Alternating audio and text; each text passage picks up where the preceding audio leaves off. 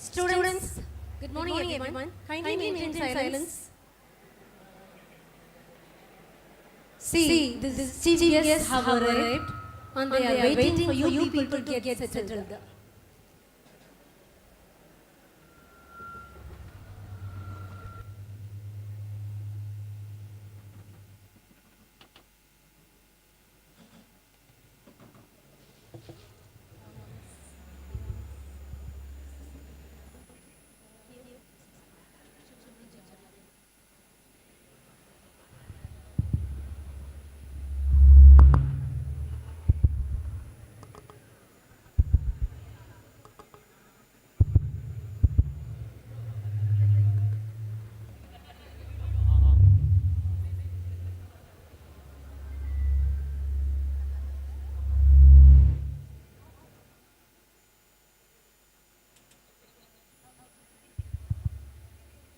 Hello. Hello. Hello.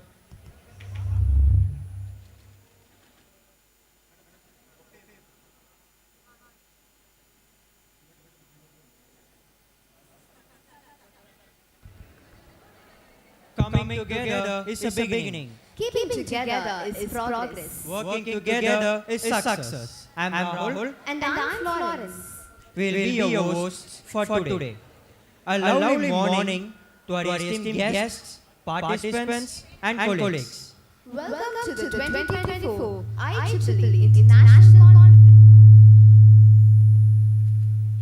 on Smart Technologies for Sustainable Development Goals. It is an honor to gather here today, bringing together some of the brightest minds and leading experts in this specific field.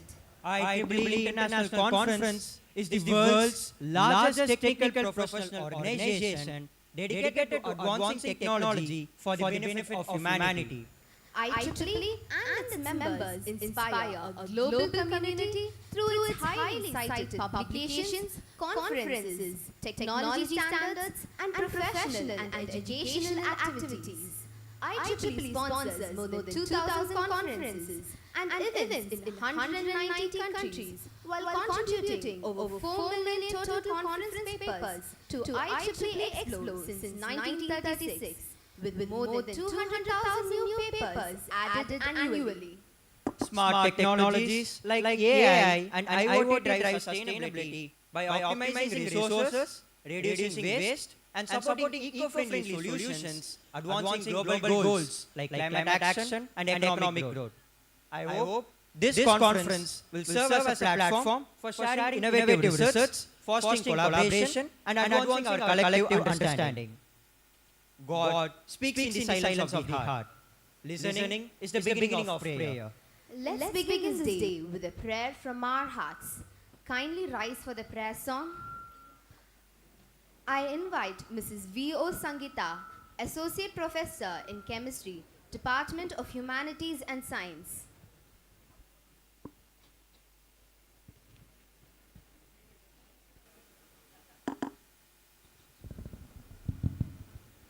நீராறும் கடலுடுத்த நிலமடந்தை கெழிலொழுகும் சீராறும் வதனமென திகழ்வரத கண்டமிழில் தெக்கணமும் மது சிறந்த திராவிடர் திருநாடும் தக்க சிறு பிறங்களும் தரித்தனரும் திலகமுமே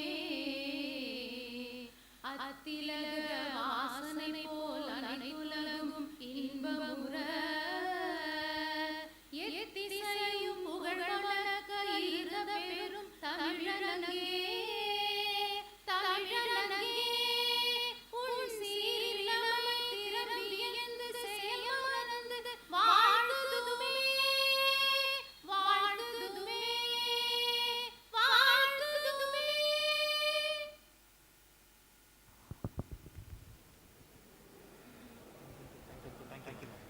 Thank you, ma'am.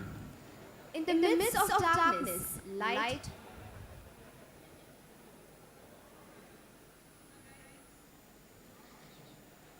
In the midst of darkness, light persists, said by Mahatma Gandhi.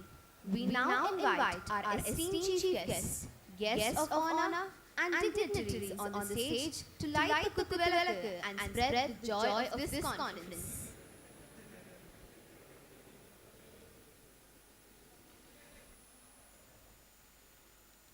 Lighting the kuthuviளக்கு is believed to purify the surroundings and dispel negative energies.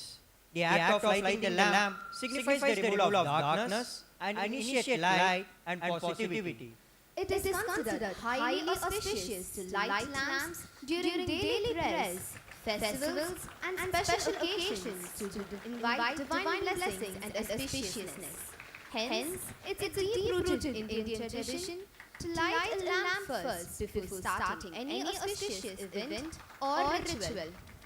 Light also symbolizes knowledge, which is why in almost all inaugural functions we light the kuthuviளக்கு.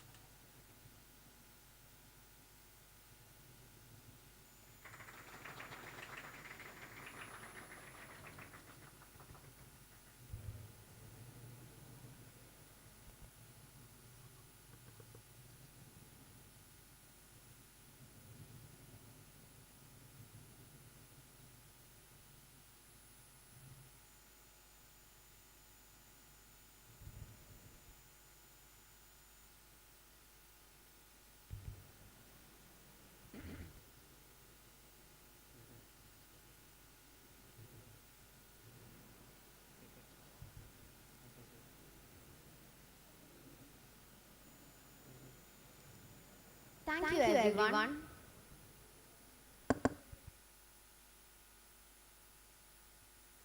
A gesture of cordial welcome fills the heart with warmth. To spread this warmth across this venue, I invite Dr. John Sunil Manova, Associate Professor, Department of English, to welcome the gathering.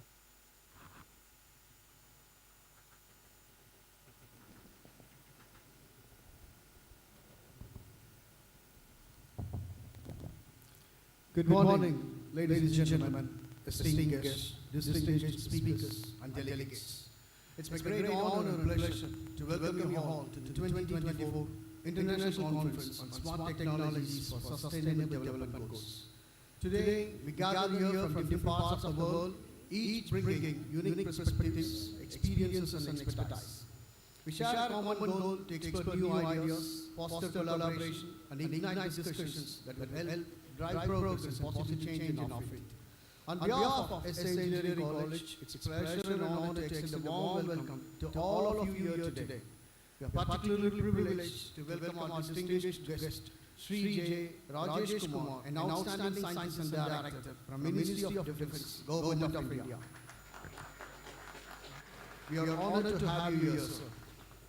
We are also proud to have Dr. Balaram Ravindran from IIT Madras, an exemplified expert in the field of AI and data science. Hearty welcome to you, sir. We have two more high profiles who will be joining us during the valedictory. A formal welcome will be given to them during the ceremony. I would like to extend my heartfelt gratitude to our esteemed trust board members of Dharmanaya Educational and Charitable Trust. As always, following the path of our founder chairman, Sri S. D. Sudarsanam. I wholeheartedly welcome our beloved chairman, Sri D. Duraisamy sir, for bringing his presence here. Welcome, sir. We are much thrilled to have the presence of our vice chairman, Sri D. Parandaman, and happy to welcome him. As an exceptional guide and mentor to our institute, we wholeheartedly welcome our secretary, Sri D. Dasaradan. As a leader of uniqueness and exceptional in thought process, we are delighted to welcome our correspondent and treasurer, Mr. S. Amarnath, to grace this conference. For further note, he is also one of the pioneer speakers in this conference. Gladly joined to welcome the Joint Secretary, Sri S. Gopinath, for this occasion. To have enlightenment to this occasion, we are glad for the presence of Srimati Saraswati, Director of Sudarshan Vidyasana. Heartfelt welcome to Dr. S. Aravind, Director of SA College of Arts and Science, and unwavering welcome to our Director of SA Engineering College, Sri Savarinath. We are much fond to welcome our correspondent of SA College of Arts and Science, Sri P. Venkatesh Raja. Over the next 3 days, you will have an opportunity to engage in thought-provoking sessions, workshops, and discussions. We are thrilled to have a diverse lineup of patrons who will share their insights and latest research on sustainable development goals. Starting from my list, I welcome the chairman of IEEE Madras sections, Dr. K. Porkumaran, who is also the principal of Sri Krishna College of Engineering, Coimbatore. I further welcome Dr. E. Kannan, IEEE chairperson, PCS Madras, and Registrar of Wealth University. We have 2 more profiles. Joining the list, Mr. H.R. Mohan, past Vice President Chairman at IEEE Madras sections. And Dr. P. Shaktivel, Vice Chairman of Academics, IEEE Madras sections. To embark this conference, we have sensational lineup of speakers whose name itself will talk profiles. I welcome Dr. M.A. Atmanan, a visiting professor from IIT Madras. I also welcome Mr. Pon Manivanan, former Vice President of L&T Chennai, whose presence is much valued here. Indeed, I welcome Dr. Shankar Venugopal, Vice President, Mahindra & Mahindra Limited. We are also having Mr. P. Anand Kumar, Director of Microsoft Private Limited, Chennai. Mr. P. Durga Balasubramaniam, Vice President of NatWest Group. Dr. P. Raj Chellaya, Vice President of Reliance Jio. And Dr. Srinivasan Desigaran, Managing Director of Coal Players. We have 3 esteemed profiles of academics, Dr. Devasundari Muthukumar, Principal, SRM Groups and Institutions, Dr. Usha Ishwaran, Principal of Mahalakshmi Tech Campus, and Dr. N. Balaji, Principal of Rajalakshmi Institute of Technology. All these names are high-profile dignitaries of top industries and globe.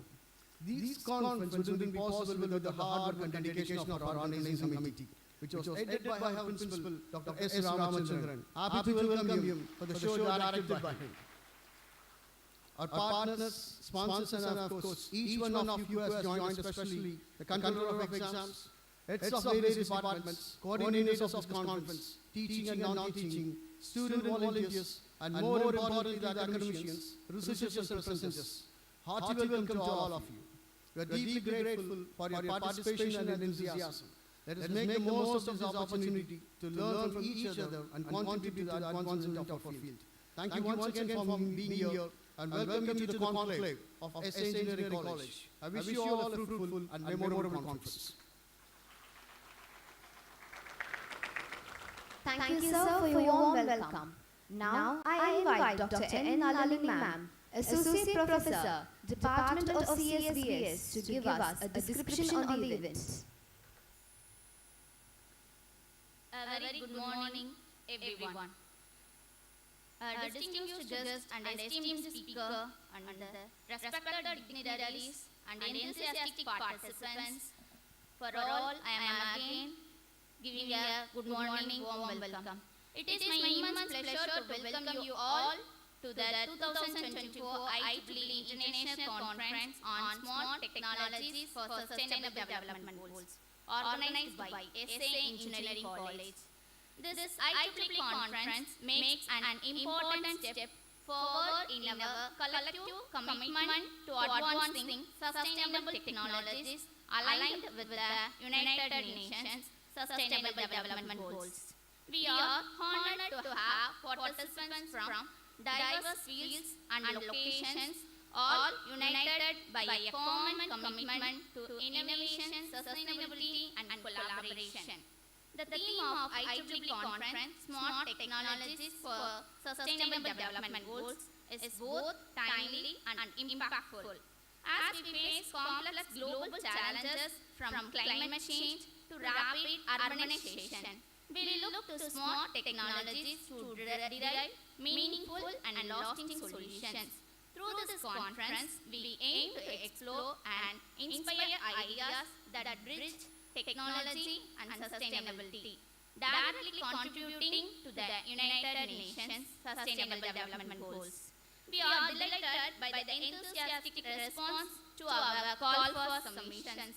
Received totally 1,144 papers from esteemed institutions across the globe, such as NIT, VIT, MIT, SRM, and many more. After a religion review process, we selected high-quality papers for presentation, each addressing critical challenges and innovation solution in key areas such as renewable energy, smart cities, sustainable infrastructure, and climate action. The best paper will be recognized with awards. Over the next 3 days, we have an engaging lineup that includes conclave, 3 plenary talks, 33 keynote address, and technical paper presentation in various sessions and cultural events, industrial visit, and Tamil Pattimantram.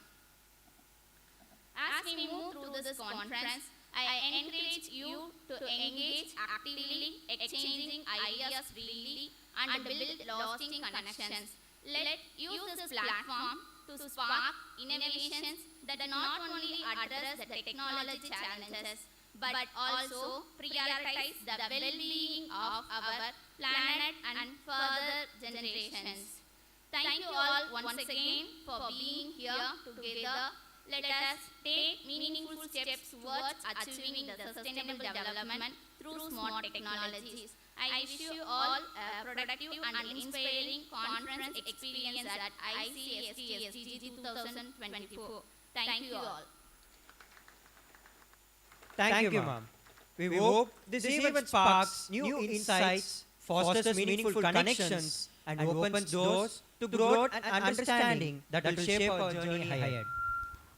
Leaders instill in their people a hope for success and a belief in themselves. Positive leaders empower people to accomplish their goals. Our respected correspondent is an incarnation of positivity. He envisages the uplift of the staff and students and the society. He believes everything is possible. Now, let me invite Shri S. Amarnath, sir, our most respectable treasurer and correspondent of SAEC, for delivering the presidential speech.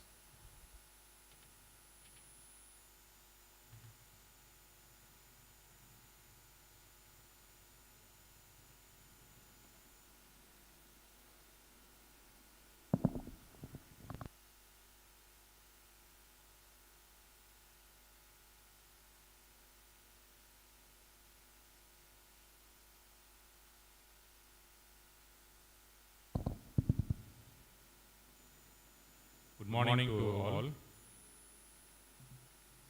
Respected Chief Guest Sri J. Rajesh Kumar sir, respected guest of honor Dr. Balaraman Ravichandran sir, dignitaries on the dais, off the dais. Today is a remarkable day for our SA Engineering College, as we are in the glorious moment of organizing international conference on smart technologies for sustainable development goals. I feel great pleasure at this juncture. Sustainable development goals found by the United Nations Organization succeeds the Millennium Development Goals. It is formed to bring global peace and prosperity and sustainable for the planet, sustainable activities of the planet. There are 3 points contributing to the global peace and prosperity. Evaluation of an enlightened society for evolving a citizen with the value system and leading to a prosperous and peaceful world. To create an enlightened society, there are 3 components: education with value system, religion transforming to spirituality, economic development for societal transformation. The second point contributing to global peace and prosperity is leading to energy independence and clean planet Earth. The third is a platform where you share all your knowledge for synergizing the core competence of every nation and India in certain areas of providing solutions to critical issues like water, healthcare, and capacity building. It will take up the mission in some of the areas which are most urgent to all of us to make the world a safe, sustainable, peaceful, and a prosperous place to live. From the concept to realization and marketing, the knowledge platform is a meeting place for science, technology, industry, management, and marketing. The benefits of all must encompass all over the society world over.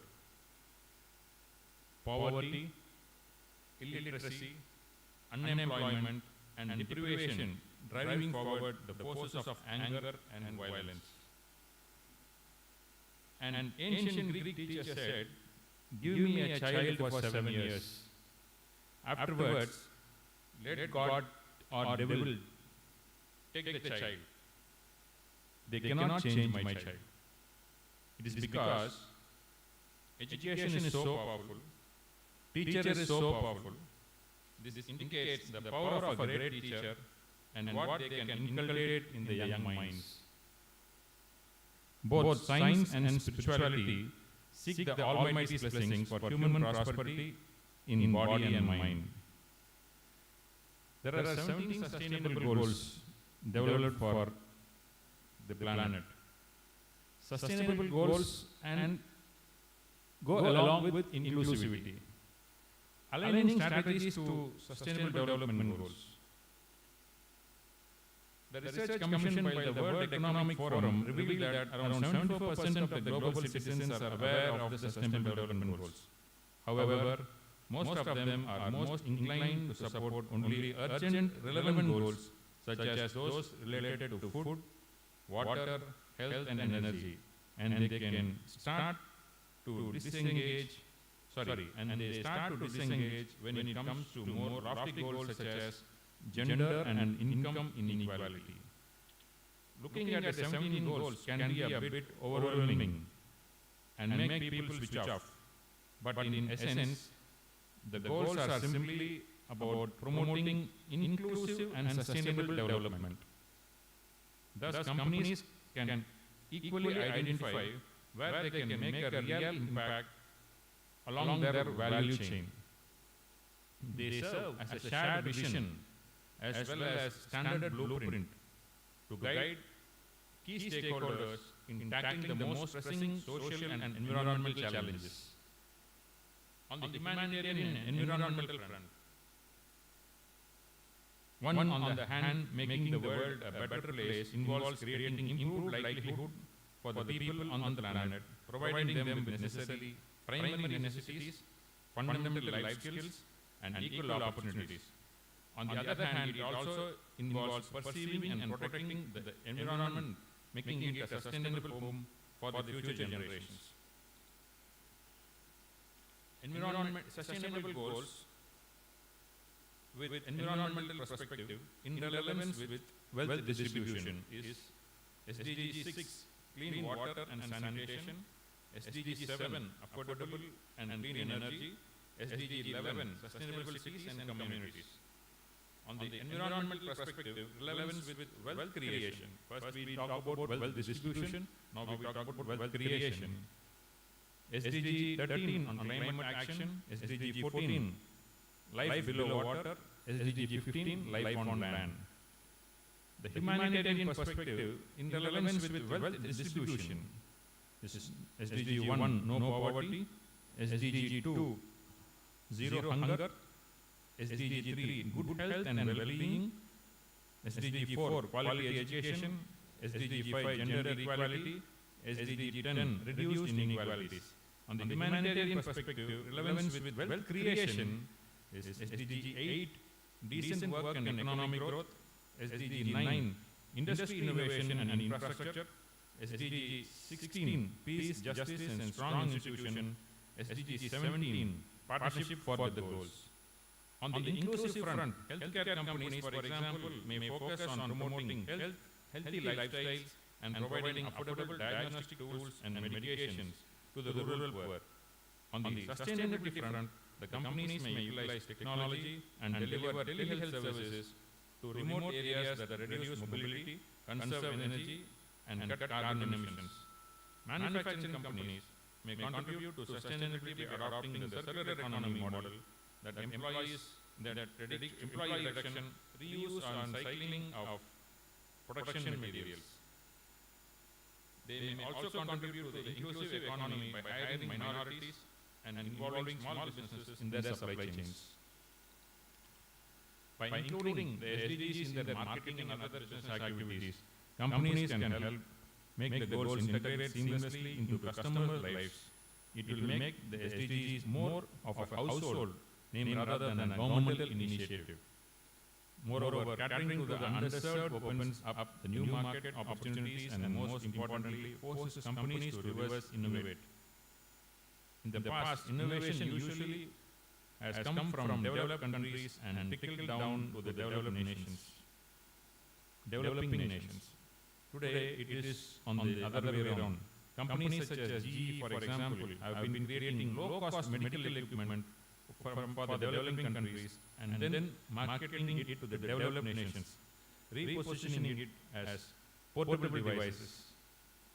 A global partnership platform involving government, civil societies, and businesses will enable visionary companies to find like-minded organizations to collaborate with across the globe. Developing a quality infrastructure and safe housing as well as reducing the crime rate and corruption are some examples for the targets. Eliminating discrimination against women and ensuring equal access to education. Reporting the result and making it transparent, moreover, will inspire similar companies to follow suit and help potential partners to identify possible collaboration. On the technology front, the convergence of bio-nano and it's expected to touch every area of concern to humanity. Bio-nanotechnology can be used to develop sustainable solutions to environmental and health problems such as drug delivery, fighting pathogenic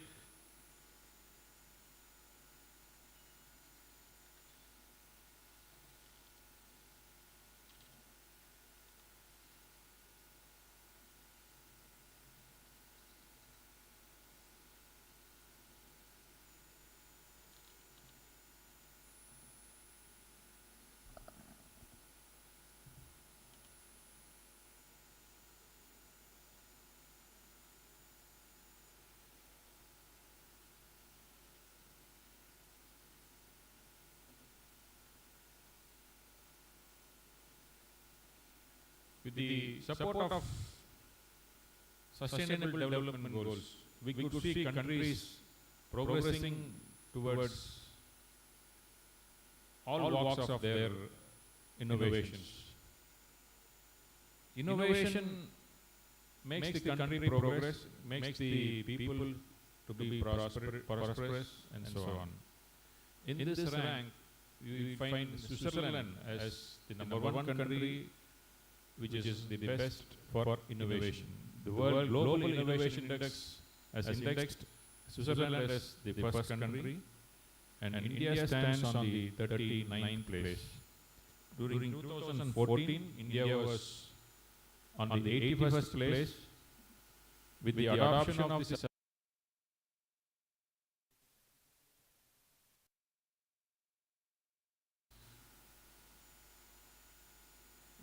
walks of life, today India stands on the 39th position.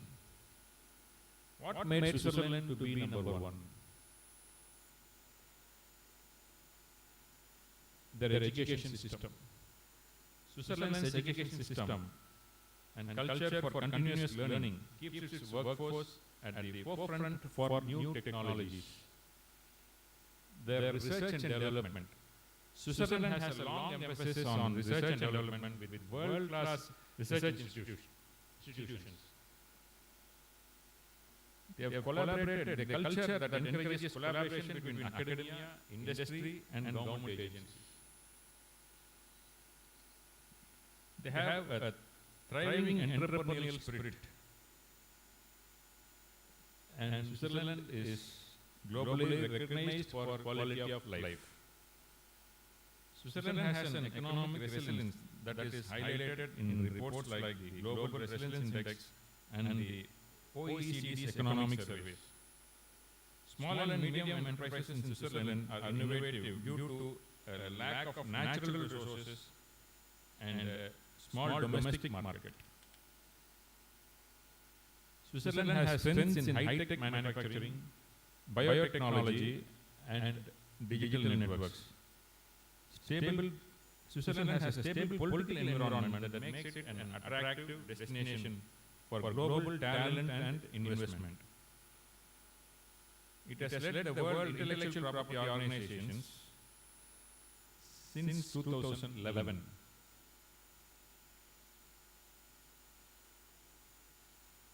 When comparing Switzerland to India, the Global Innovation Index 2024, India ranks 39th out of 133 global economies. This is a significant improvement for India's 2015 ranking of 81st. India's ranking is attributed to the country's focus on innovation, strong policies, and investment in research and development. Here are some of India's strengths in Global Innovation Index 2024. ICT services reported ranked first, venture capital received is ranked 6, intangible asset intensity ranked 7, unicorn companies ranked 8. India also leads the lower middle income group and is the top ranked country in the Central and Southern Asian region for knowledge and technology outputs, creative outputs, institutions, and business sophistications. The GII uses 18 indicators to rank global economies on their innovation capabilities.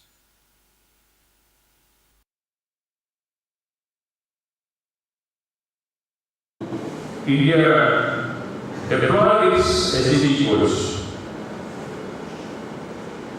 There are 3 strategies in which India deployed SDG goals. One is on the social justice that focuses on poverty, education, health and gender equality.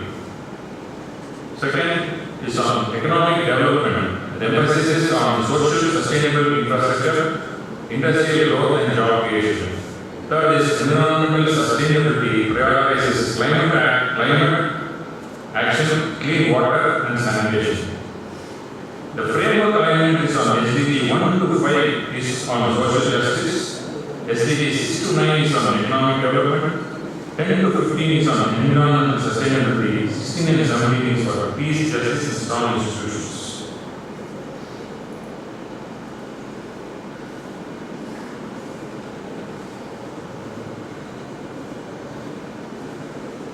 With all the deployment of these goals in various departments and various walks of life, India was able to move from 89th position to 81st position to 39th position within a short span of time. It is all because of the leaders which have sown the thought of growth in this country.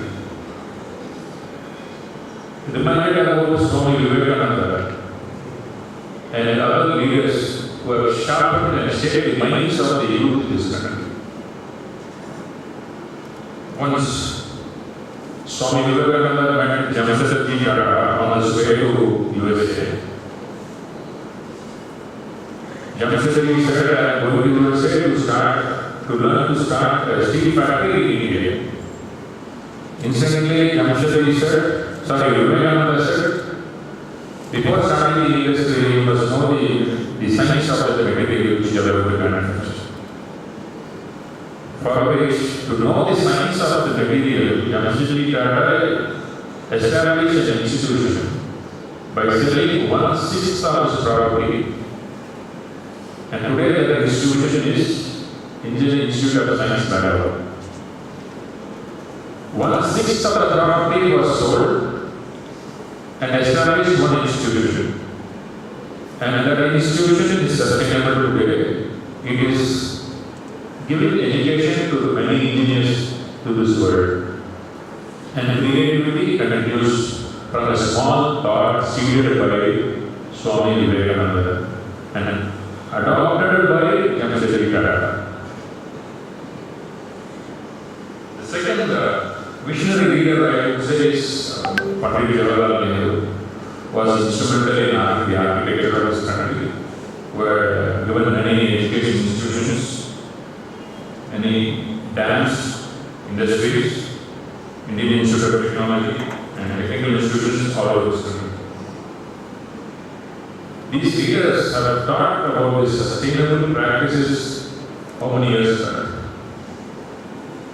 During the early 60s, I would remind that the former Chief Minister of Tamil Nadu, visionary leader K. Kamaraj, how many education institutes he has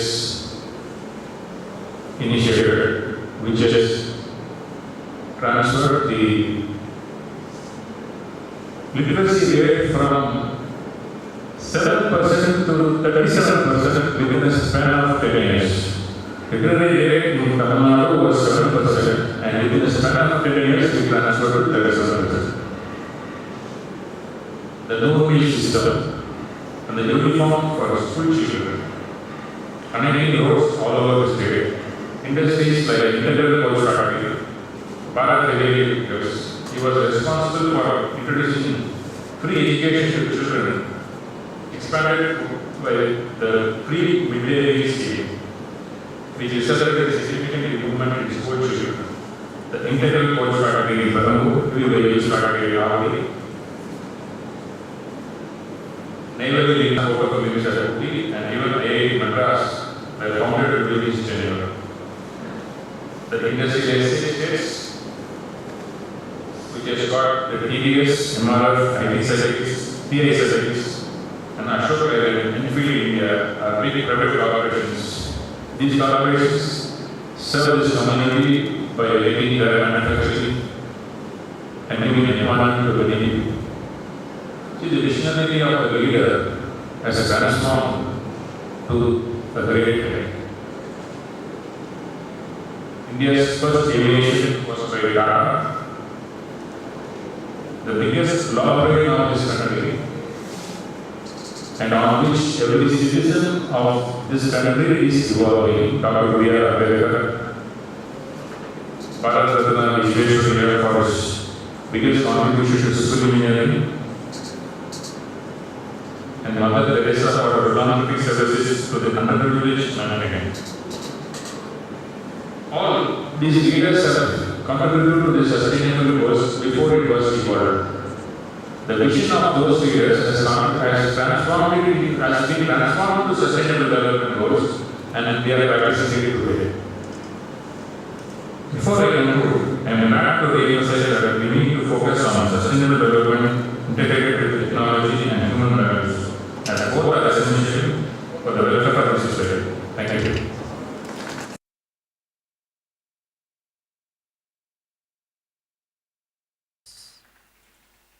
Leadership is the art of giving people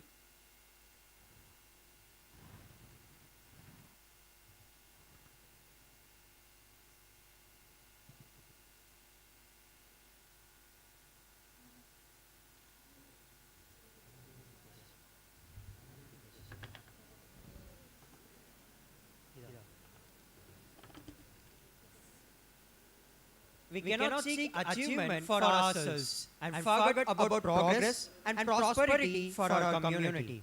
Our ambitions must be broad enough to include the aspirations and needs of others for their sakes and for our own. Such is the thoughts and deeds of our most revered guests. The celebration of the achievements of our honorable chief guest and our guest of honor for their tireless efforts, we would like to present a token of love that symbolizes our deep respect for their service to the humanity. This token is not merely a physical object. It embodies our gratitude and admiration for Sri J. Rajesh Kumar sir and Dr. Balaraman Ravindran sir for their exemplary service. Without further delay, I invite our respected treasurer and correspondent, Shri S. Amarnath sir, to honor them with a memento, a shawl and a bouquet as we collectively acknowledge and celebrate their extraordinary journey.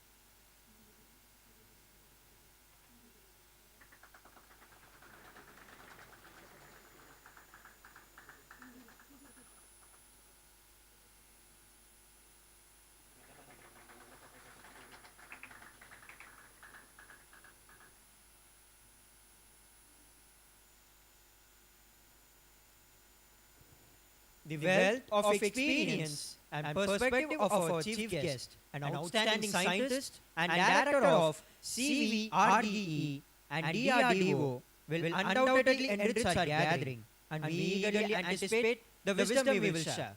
Let's give a huge round of applause for our chief guest.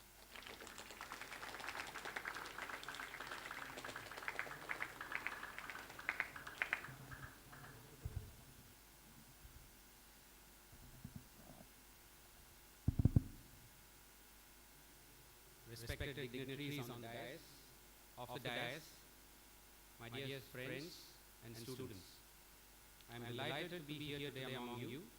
In fact, I was apologizing to the management of SA Engineering College because I had been invited for occasions many times, but I could not make it. So today I made it a point that I should be part of this international conference. It is nice to be here among you and with the great academicians and industrialists that we are here along with us. A brief about my organization, DRDO, as you all know, has been serving the nation with equipments for the armed forces, all the three, Army, Air Force and the Navy. We in CVRD develop armored fighting vehicles for the Indian Army, and we also develop technologies which form part of these armored fighting vehicles. Now, since the dawn of civilization, humankind has always been thinking about better living. And towards this, they had started development of technologies, innovations of various methodologies, and then they started taking it through the industrial revolution, industrialization started, but of course it came with all its negatives. There was pollution, there was environmental destruction, and there was a divide between the rich and the poor, and that corrupted the society further. So what do we do now? This high time, as the president talk, our correspondent was telling us that a change has to be happening. We have to start refocusing on various ways in which we can bring it back to the living, the better living that we had thought of. So this can happen only if we do things in a sustainable manner. And towards that, I really congratulate the organizers for having brought this topic of smart technologies for sustainable development goals. What is sustainability? There are constraints. Technology was developed rampantly in the past, but now we have constraints like environmental constraints, social constraints, economic constraints. So how do we do it in the right way? That is the most important part that we have to focus on. So I am sure in the next 3 days, we'll all be looking at those technologies which will help in developing sustainability. Actually, development of a technology in today's parlance is a kind of a misnomer. Technologies have been developed. Invention has already happened. We have started from invention of the wheel way back by humankind, and we have come way ahead. We have got so much of technology with us but it's all the question of how are we going to innovatively use this technology for enabling sustainable development. So our focus should be using the technologies that are available in various bits and pieces, putting them all together so that we have a sustainable development and we reach the goal that we want, peaceful humankind. So towards this, I thought I would just give you a gist of, not complete list of the 17 sustainable goals that the presidential talk was given about. Some of the technologies where we have to very keenly and very aptly start looking at. Energy is one area. Without energy today, everything comes to a standstill. We start with normal fireworks, all the way of electricity, and what we have today, nuclear energy or whatnot. We have to start moving away from fossil fuels, start looking at smart grids to be more efficient, look at renewable energies like solar and wind technology. We are doing that, but we have to do it more efficiently. And energy storage is one big problem that we are facing today.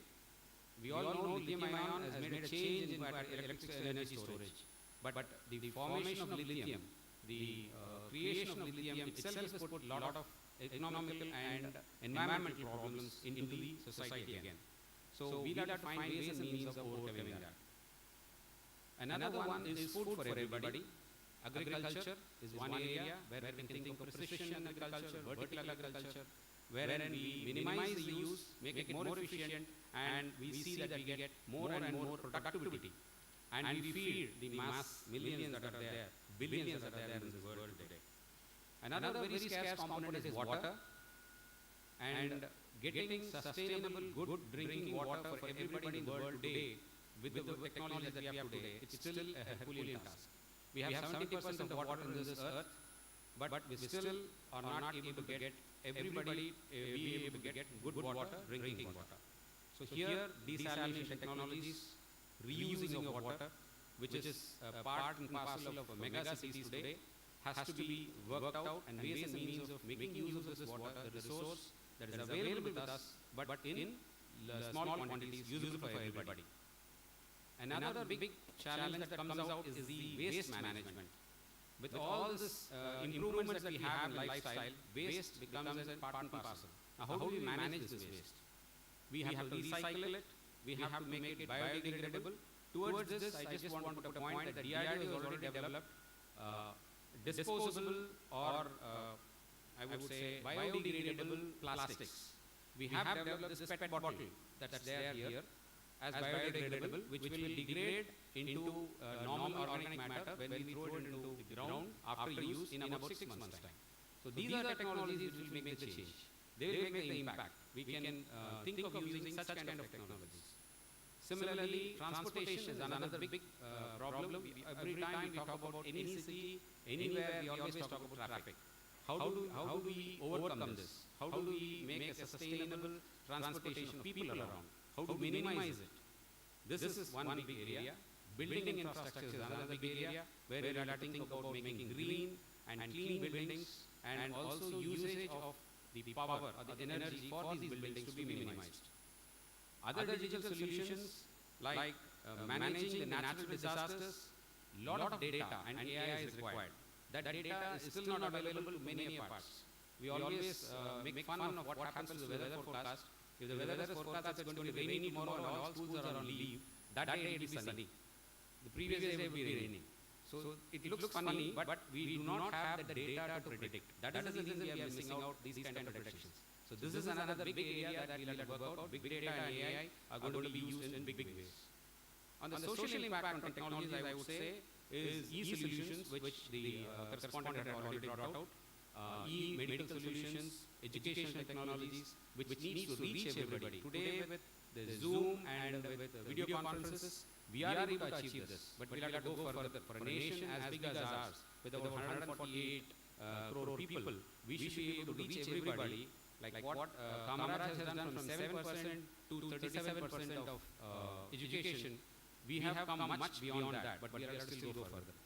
So with these few words, I would encourage you as students and the management as a whole, in the coming 2 or 3 days that you are going to think about, let us think of those technologies which will make impact and make our human living better for us and for the future generations. Thank you. Your invaluable insights have not only enlightened us, but have also inspired us to strive for greater excellence in our endeavors. Thank you, sir. Need no introduction. Such is the characteristic of our guest of honor. I now invite Dr. Balaraman Ravindran, sir, Head of DSAI, DWSAI, RBC, DSAI and CERAI to enlighten us with his words. Okay. Morning everyone. That's a whole lot of acronyms, but so I morning everyone on the dais and the people. And so when I think it's fine, right? Okay. I'm audible, right? Just get a sense. So how many of you are actually students in SA engineering college? I'm not, but that's just to show you how to raise hands. Okay, thanks. Put your hands down. Thank you. So one of the things is I'm going to kind of echo what Shri Rajesh Kumar said earlier. So this is not the first time I have been invited to come to SA. And again, because I've been turning down so many multiple invitations, I really thought I should come. And so this should tell you, how lucky you are, because your faculty are making sure they get the right set of people to come, right? Regardless of how many attempts they have to make. Okay? Fine. So, getting back. Sorry. So I was asked to talk about this whole conference is about sustainable development goals and things like that. And but I know AI well, right? Not necessarily about SDGs, but luckily, thanks to the development of AI, it has become like this coconut tree. So you know the story, right? So somebody asks you to write an essay about something, you can always relate it to the coconut tree. Write an essay about the cow. You can say the cow is tied to a coconut tree, and then you can continue writing about the coconut tree. So I can go back and talk to you about AI. You can give me any topic. I'll say, AI can help you with achieving whatever sustainable development goals you have, and then I can talk to you about AI. This is what I'm going to do for the next couple of minutes. Okay? So, I know that you have different flavors of AI programs going around, right? So you have AI in ML, AI in data science, and I guess data science and AI, which is the department I head now. So there are a bunch of different flavors of these going around. And the reason AI has become so popular, right? So just stop and think about it.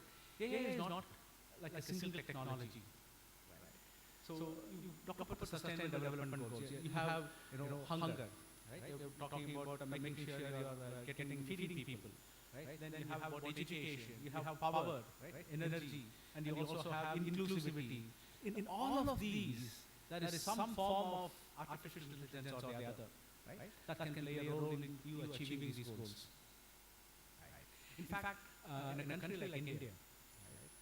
So use of technologies like artificial intelligence becomes imperative, because it can take even something as simple as education. Right? So our correspondent was talking about how Switzerland has an amazing education system. So India also has an amazing education system wherever it exists. Right? In most places, we have not even been able to take our education system, right? Look at our villages. Right? I mean, you live in a very privileged state, okay? So Tamil Nadu is like really, really advanced. Right? You can take it and compare it with most European countries out there, and will not, look too bad. But if you look at India as a whole, right, education has not reached, many, many corners of the country. Right? And one way to make sure this happens is to use AI technology. So, and it's pretty obvious how AI is going to play a role, and it is not just the people who are enrolled in, the BTech in AI or AI/ML who are going to play a role here, right? So AI has come to a point. It's like using Microsoft Office, right? Regardless of what branch you are in, regardless of whether you are in engineering or whether you are in sciences or whether you are in commerce or whatever, right? You cannot survive today without using Microsoft Office or some form of it, right? Either licensed or unlicensed, right? Pirated copies or whatever it is, but all of us need to use these now, right? This technology has become almost, fundamental to how we interact. And AI is becoming like that, right? So all of you, right, regardless of what branch, what background you come from, will eventually have to start using AI, and depending on what SDG you are focusing on, right, you will have to look at the right form of AI to work there. But at the same time, AI also is challenging achieving two aspects of sustainability. One is to do with power and pollution, and the other is to do with inclusivity. Right? Both of these are challenges in India. Right? As we keep adopting more and more AI systems, so there is a statistic, right? It's only a rough estimate, but the amount of compute that you use for modern day AI systems in 1 year in the US alone is equivalent to several billion flights, cross-continental flights in the US. That's how much carbon it consumes. The amount of compute you use for AI in 1 year in the US consumes as much carbon as several billion transcontinental flights. Right? This is just in the US. And now if you want to start applying AI to the scale of India with the current state of technology, right, we just cannot afford from a global warming point of view, from a power consumption, resource consumption point of view. Right? We just can't afford to do that. So that is one of the biggest challenges when we say that AI can address all of these SDG, help us address all of these SDG goals. We also have to keep in mind how we are going to make the AI itself, right, sustainable. That's the first thing. The second thing is inclusion. And what do I mean by inclusion here? So if you go to an AI system, right, and ask it questions, right, nowadays, right, I mean, how many of you have tried using ChatGPT or one of those clones? This is how the hand operates. Right? If you have used ChatGPT or one of those things, that's it. What's wrong with the rest of you?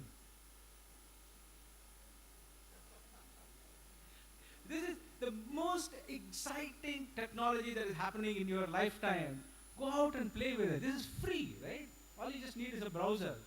I'm assuming all of you have access to a browser.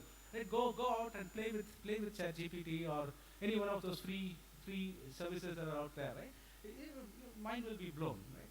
Not that it doesn't have problems, but it is really one of the most most transformational technology, and you're living through it. Don't miss it.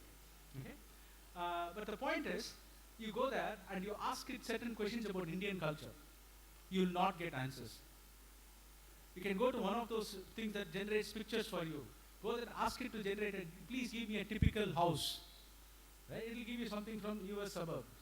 It will not give you something that is Indian looking. You have to work really hard to get something Indian looking.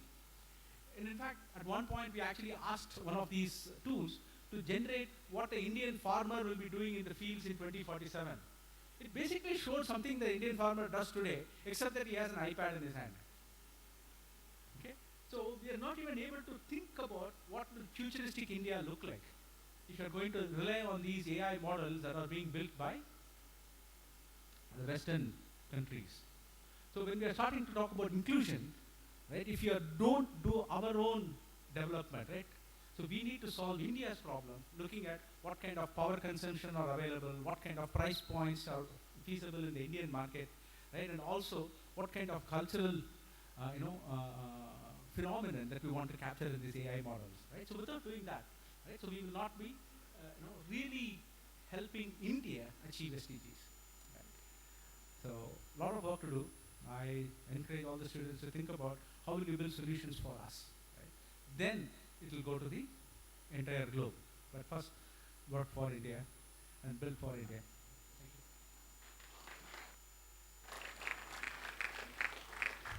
you. We are grateful for the insights you have shared with us. Thank you, sir. A picture is worth of 1,000 words.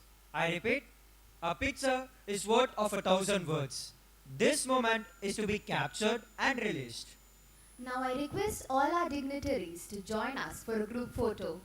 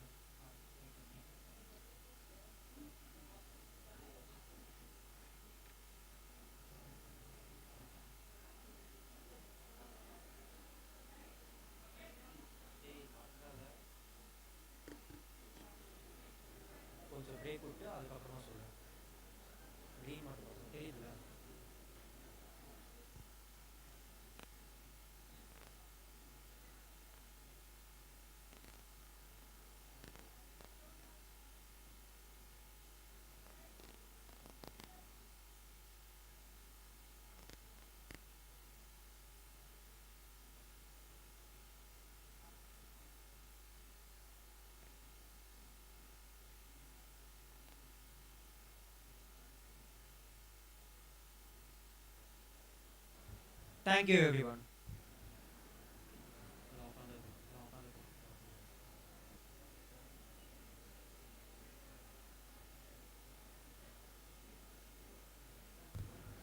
The occasion gains the significance when it is specially addressed. To make this grandeur occasion even more special, we now invite Mr. H.R. Mohan, Chair Events and Past Chair, IEEE CS Madras and Past President, Computer Society of India, to deliver the special address.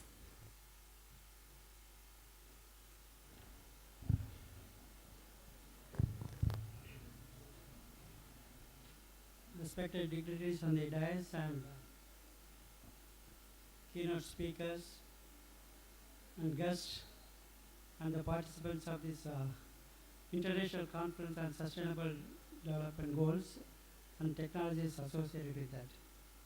So at the outset, I would like to congratulate the team supported by the principal, Dr. Kodiswaran and Dr. Nalini, for coordinating with this conference, which has attracted over 1,140 plus papers, of which 350 seems to be going to be presented.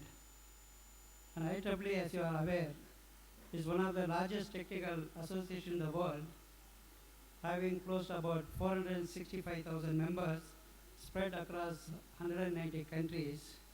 And incidentally, India happens to be, in terms of membership, second largest after United States. But India, we have close to about 75,000 members, and Madras section is proud to have close to about 11,500 members. And 150 institutions are very active, and SA Engineering College is one of the very active student branch of IEEE.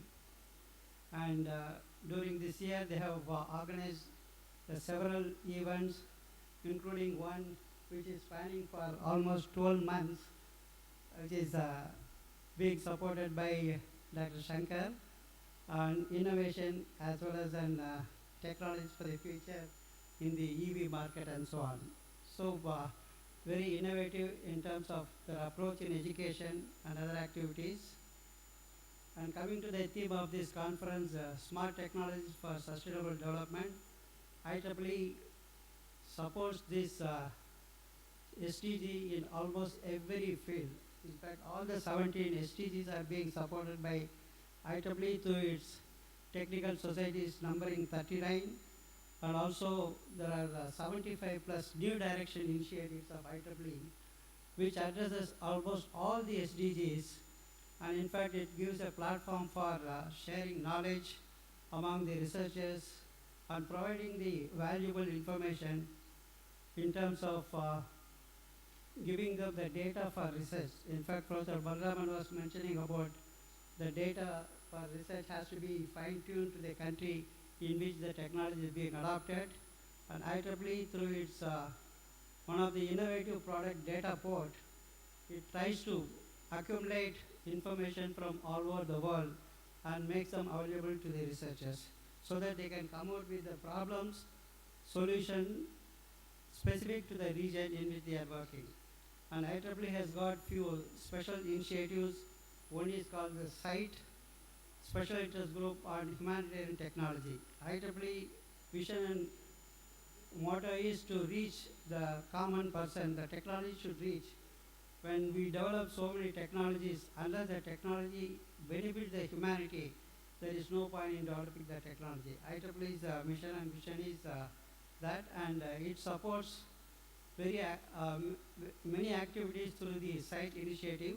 And there is one more initiative which is called EPICS, Engineering Projects for Community Service.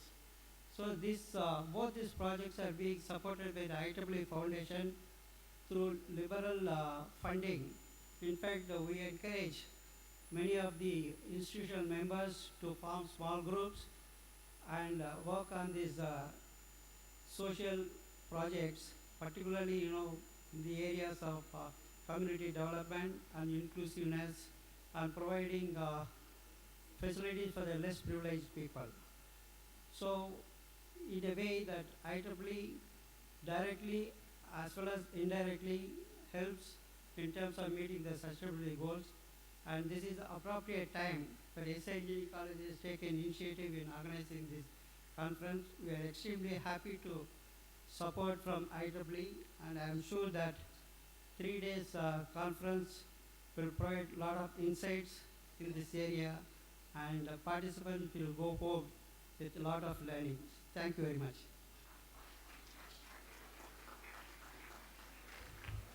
Thank you, sir. Your thought-provoking words has left a mark on us. Dear all, as you all know, IEEE International Conference patronizes the flourishing concepts in artificial intelligence and sustainable development. I invite Shri S. Amarnath sir to deliver the gathering a plenary talk on SDG in Indian manufacturing, industries and Government of India framework for achieving the Sustainable Development Goals.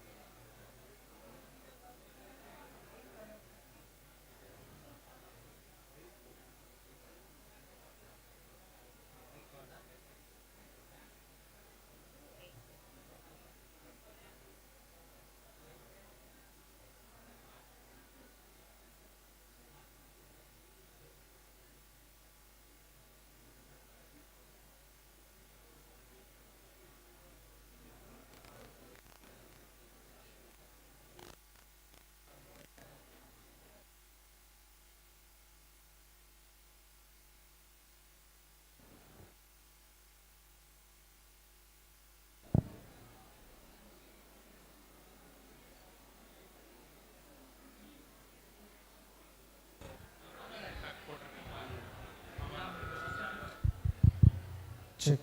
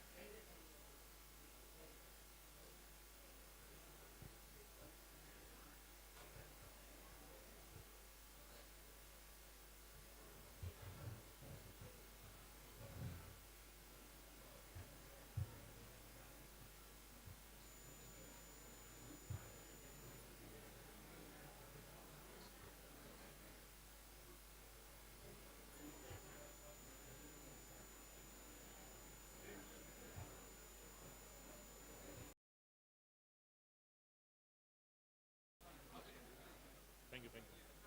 Great.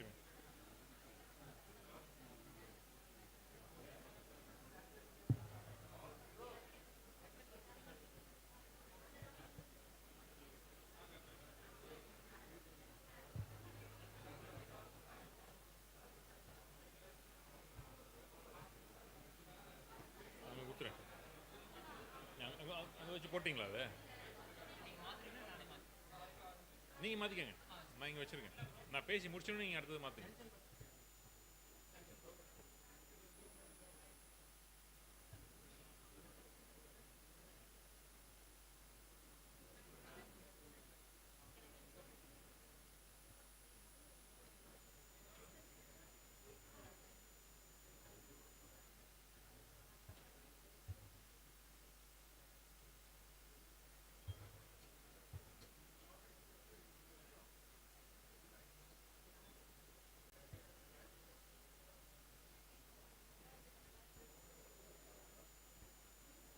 Hello. Greetings to everyone.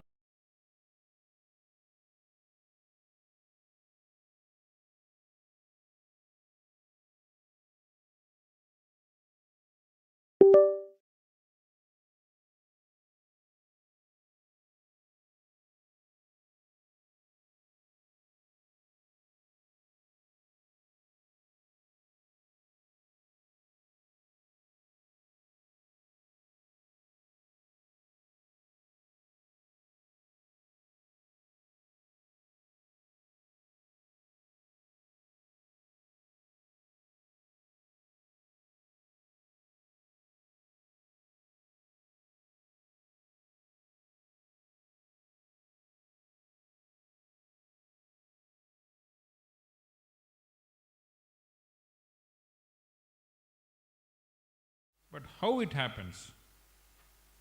What is the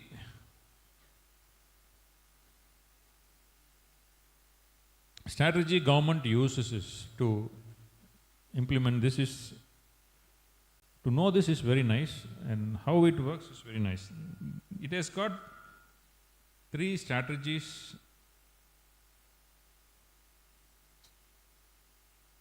Government has got 3 strategies in implementing this. One is, as I said, the social justice. Everyone talk about social justice, but they don't know what social justice is about. Social justice focuses on no poverty, education for everyone, healthcare for everyone, and gender equality. Now you fit all these 4 concepts into the chart, into the matrix of inclusivity and sustainability. You fix this into wealth creation and wealth distribution, and see how poverty can be eliminated, health care can be given for everyone, and it is also happening. And how education is transformed throughout the country. For example, today even if you go and see the rural areas or economically backward areas, you can see at least one laptop in their house. Everyone will talk about what is happening, the current affairs of the state or country. They will have the knowledge of talking what it is. They will have the knowledge of knowing how to access your mobile phone, access your banks, access trading. This is the tremendous change SDG has given through social justice to this community at large. And coming to economic development, emphasis on sustainable infrastructure, industrial growth, and job creation. Emphasis on sustainable infrastructure and industrial growth. Infrastructure growth today in this country is tremendous. People know what is happening. Infrastructure, physical infrastructure, digital infrastructure, roads, railways, airports, seaports, giving access to everyone. Your communication system, your transportation system is all the latest developments that has happened for the people. Today you can transact, you can do a business sitting in Kanyakumari, you can ask someone in Assam or Mizoram to send you some products and it will reach you within 2 days. You can send the money instantly. You can call a doctor somewhere in the AIMS hospital, you can tell him that you have got so-and-so disease or something, he will ask you to take an X-ray, you can go take a digital X-ray, you can show it to him, you can send the X-ray and he will diagnose and he will give you the prescription today. This is the technology and this has been accessible to everyone, not only me, not only for you or for some X, Y or Z. This is available for everyone. There is a hospital in Saidapat, you go and see, it is for senior citizens. I don't know how many of you know this. It is for senior citizens and any citizen goes inside the hospital, it is free for them for all the diseases. Any disease, it is free. And the hospital looks like a 5-star hotel. You can stay there for 5 days, 10 days, get yourself treated, you can go home. And the food for one caretaker is also free.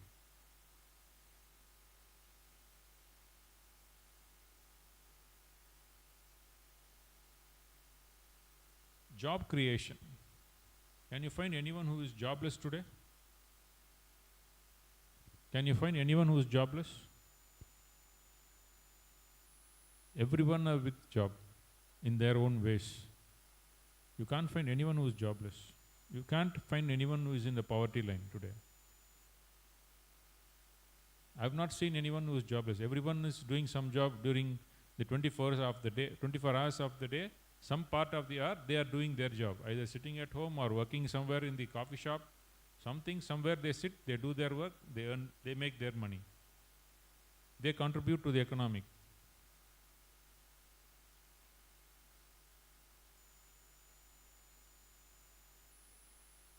This is how the strategy on economic development works. Environmental sustainability prioritizes climate action, clean water and sanitation. This is really a challenging aspect in today's world. Water desanitation and as the expert said, the prediction of the climate, both are very challenging, and this we are working, country is working towards it. Let us see how we are going to progress on it.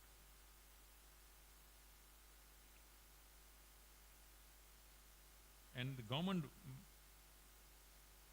frequently monitors these activities through their nodal agencies. Nodal agency for SDG implementation tracks progress across states and union territories. Customized plans for union territory. Ministry-wise SDG responsibilities assigned to targets to ministries. SDG monitoring framework, regular progress monitoring. This happens, the government has got this kind of an setup to monitor what is happening in the country in these aspects. The framework for alignment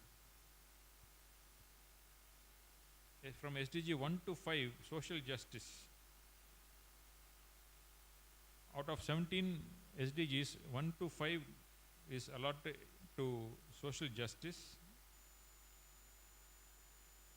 which covers poverty, education, healthcare and gender equality. 6 to 9 covers economic development, that is energy, water and infrastructure. 10 to 15 is on environmental sustainability, climate, biodiversity and forests. 16 and 17, peace, justice and strong institutions, governance and partnership. This is peace, justice and strong institutions are really going on in a very strong way in our country particularly. Strong institutions in the sense, any government agency which you like to approach, they will respond to you instantly. Either it is your civil supplies for your ration card, Ministry of Foreign Affairs for your passports, Transport Department for your driving license or whatever it is on the Road Transport Act, anything, instantly you are answered. The same way, when you owe something to the government, that is also been collected instantly, without any mercy. That is little sensitive here.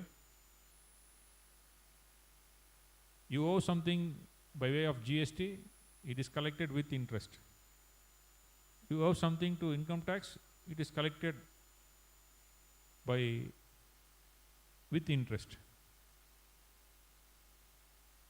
If you approach the court for some public problems, you are rendered justice today.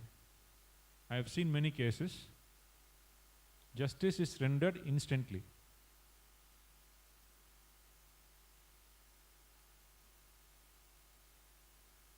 This is started. Earlier days are gone where justice was prolonged. But today it is that is getting streamlined, and you will see a massive change in that. Justice will be given instantly.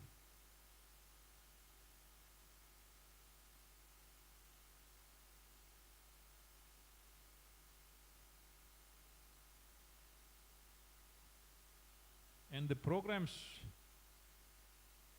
which the government has initiated to implement SDGs, Make in India SDG 9, Swachh Bharat Abhiyan SDG 6, Ayushman Bharat SDG 3, Pradhan Mantri Awas Yojana SDG 11, National Education Policy is for SDG 4, Jal Jeevan Mission SDG 6, Smart Cities Mission SDG 11. Ministries and departments which monitor SDGs are Ministry of Finance, Ministry of Environment, Forest and Climate Change, Ministry of Health and Family Welfare, Ministry of Human Resource Development, Ministry of Urban Development, Ministry of Rural Development, Ministry of Science and Technology. Next.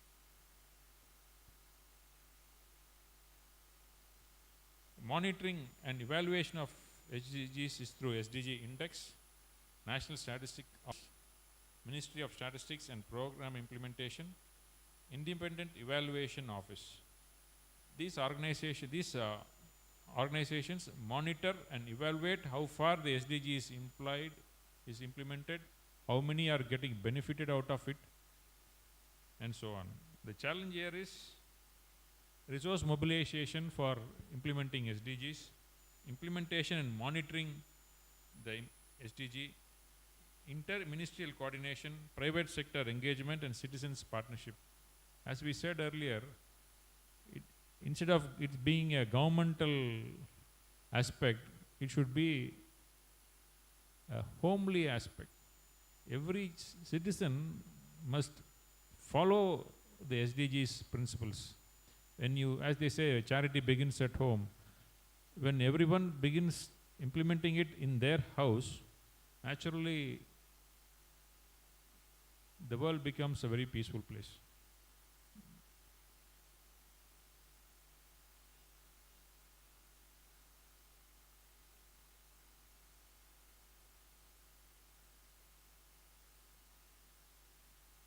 SDGs India's initiatives on SDG. What efforts India government has taken to implement this is no poverty. Mahatma Gandhi National Rural Employment Guarantee employment opportunities, while the Pradhan Mantri Jeevan Yojana and Pradhan Mantri Suksha Bima Yojana provide life and accident insurances. Zero hunger. National Nutrition Mission aims to reduce stunning and child and maternal mortality rates. Good health and well-being. Ayushman Bharat, world's largest health protection scheme, provides annual health coverage to 100 million families. Quality education. Sarva Shiksha Abhiyan and Rishtriya Madhyak Shiksha Abhiyan initiatives focus on education. Clean and healthy India. The Swachh Bharat Abhiyan aims to achieve 100% rural sanitation. Climate action. India's nationally determined contributions include reducing emission intensity, tapping on fossil fuel energy, and creating carbon sinks. Partnership for the goals. The Indian United Nations Development Partnership Fund supports developing countries. Key challenges are uneven progress. India has made progress in many areas, but there are disparities across the districts. Inadequate pace of improvement.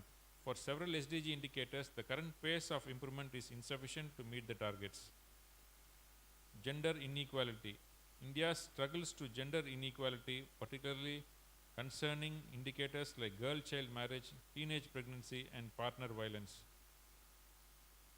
Environmental sustainability. India faces significant challenges in achieving environmental sustainability goals, including air and water pollution, deforestation, and inadequate waste management. Opportunities to get involved on SDG-focused research and projects in India.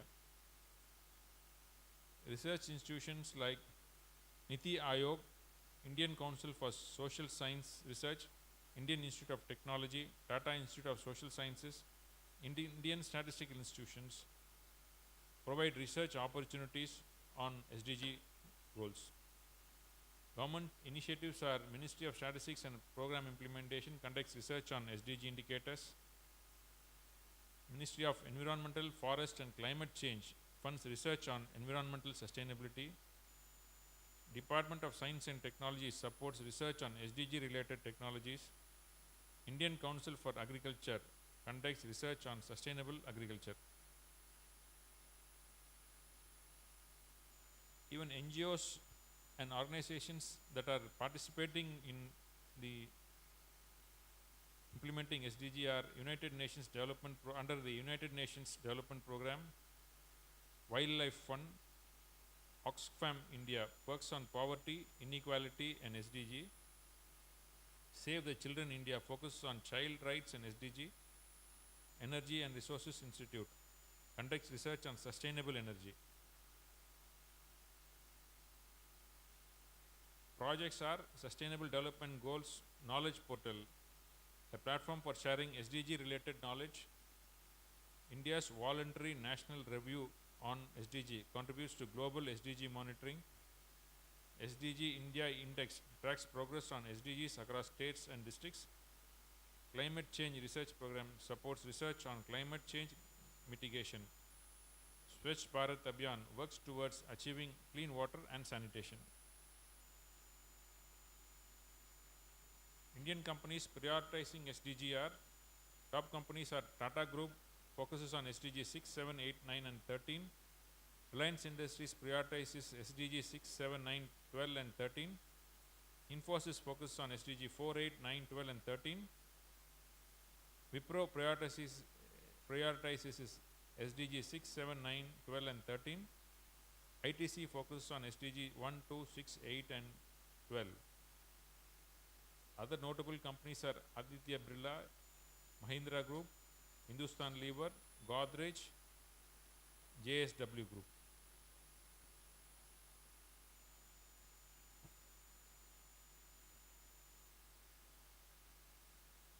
SDG focused initiatives are Tata Steel CSR Fund focuses on education, healthcare and livelihood.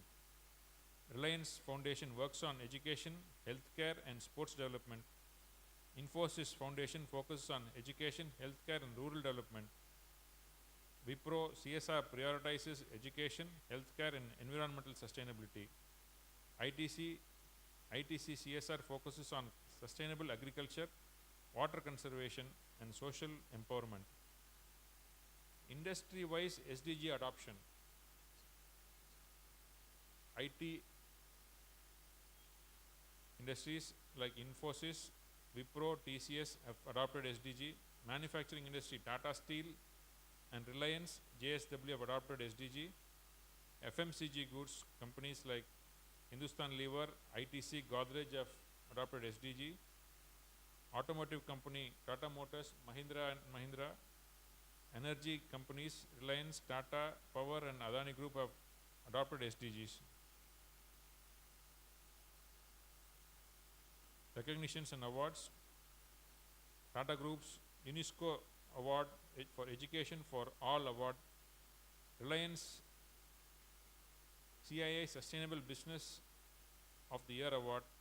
Infosys has got UN's Global Impact Lead Award. Wipro has got CII Sustainable Business of the Year Award. ITC has got CII Sustainable Business of the Year Award.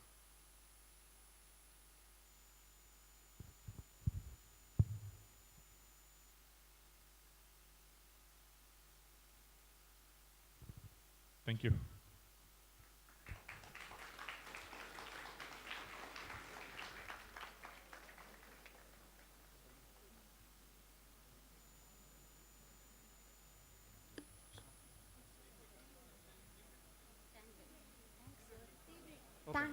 Thank you for your valuable words, which has enriched our minds. Now let us take a short break and we'll meet you all in a while here at the same place.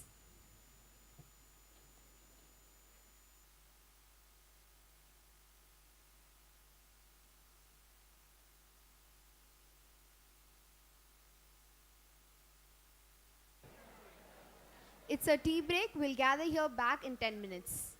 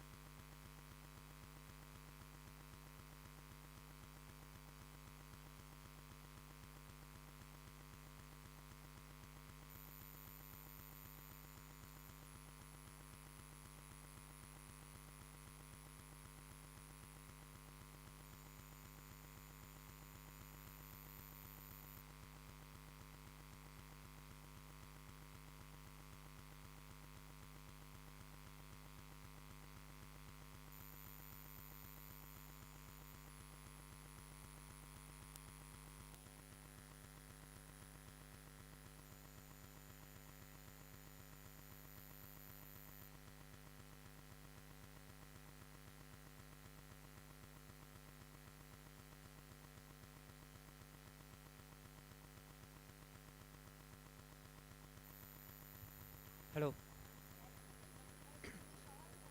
Hello.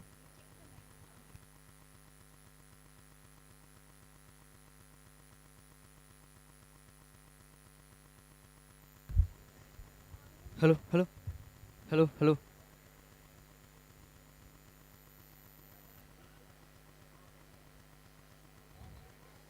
Hello. Hello. Hello. Hello. Hello. Hello. Hello.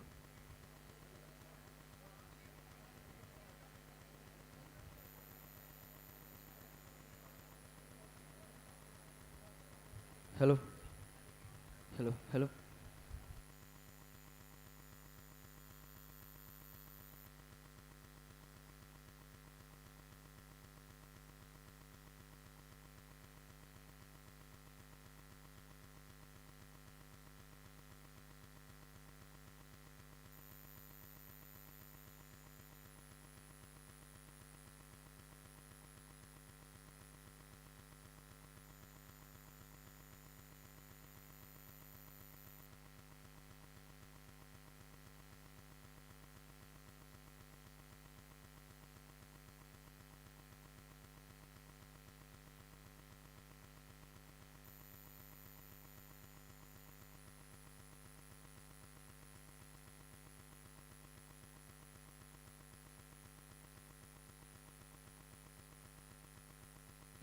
Hello.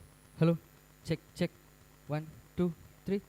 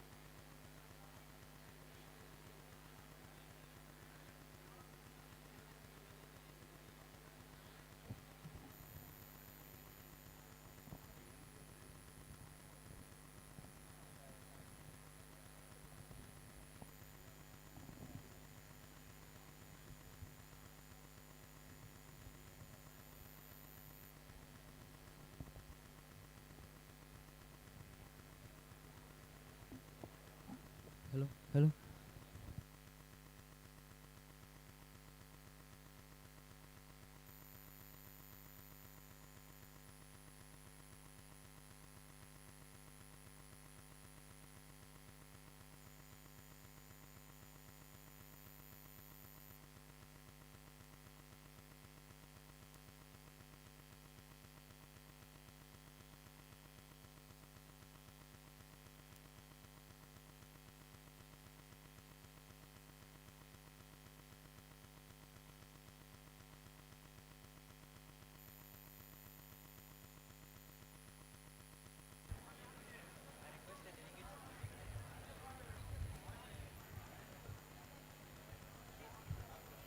I request the students to get settled fast.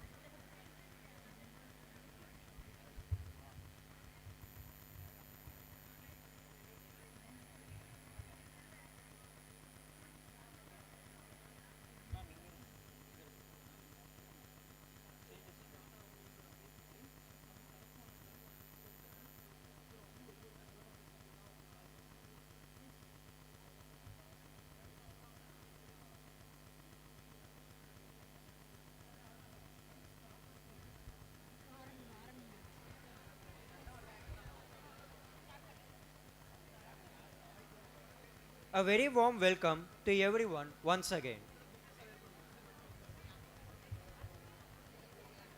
A great event attracts great people and knows how to hold them together. This international conference brings people together, the dignitaries holding various positions from government, academia, and industries to discuss sustainable development initiatives. Topics include climate change, renewable energy, and sustainable development, and so on. Our most respected correspondent, sir, and our principal, sir, would be the moderators. Such insightful thoughts are to be honored. Now let us invite Shri S. Amarnath, sir, to honor the conclave speakers with a shawl and a bouquet. At first, I request our correspondent, sir, to honor Dr. M.A. Atmanan, sir, Visiting Professor of Indian Institute of Technology, Director of National Institute of Ocean Technology, Chennai. Ponmani Vanan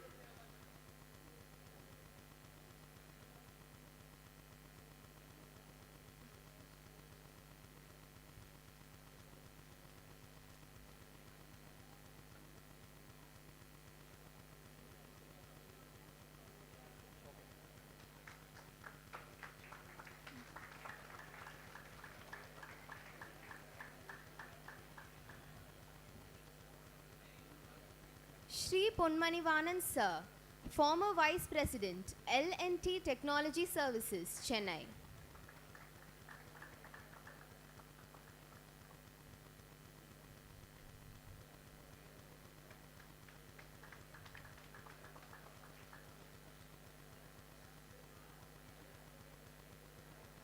Dr. Shankar Venugopal, Vice President of Mahindra and Mahindra Limited, Bangalore.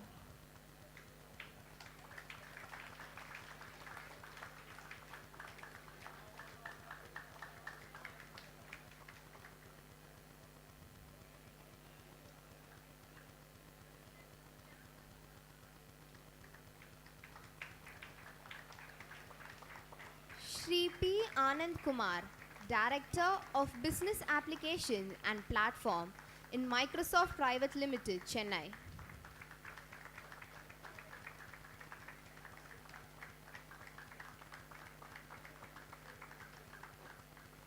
Ms. Durga Balasubramaniam, Vice President of NatWest Group, Chennai.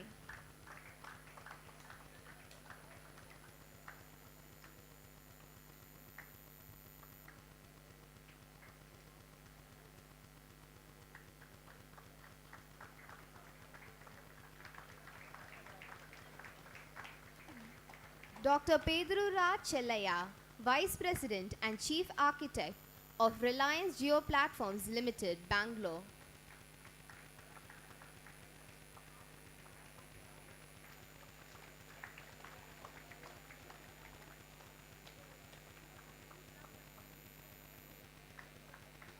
Dr. Deva Sundari Muthukumar, Principal of Ishwari Engineering College, SRM Group, Chennai.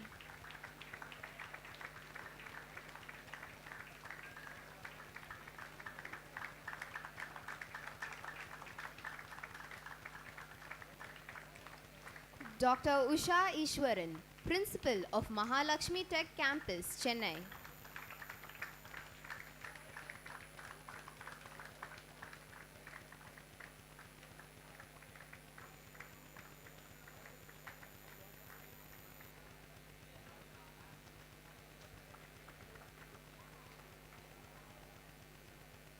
Dr. N. Balaji, Principal of Rajalakshmi Institute of Technology, Chennai.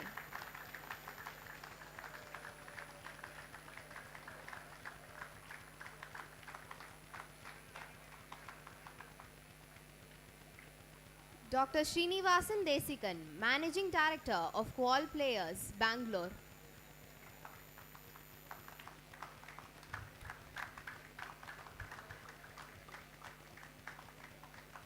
Moderators, Sri S. Amarnath Sir and Dr. S. Ramachandran Sir with a bouquet and a shawl.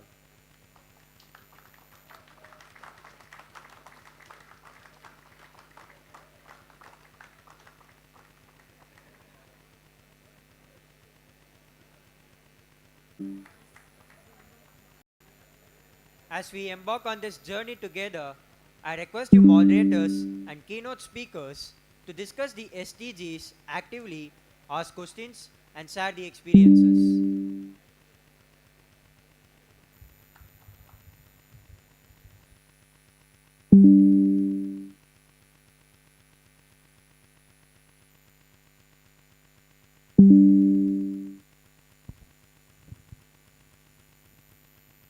Greetings to everyone.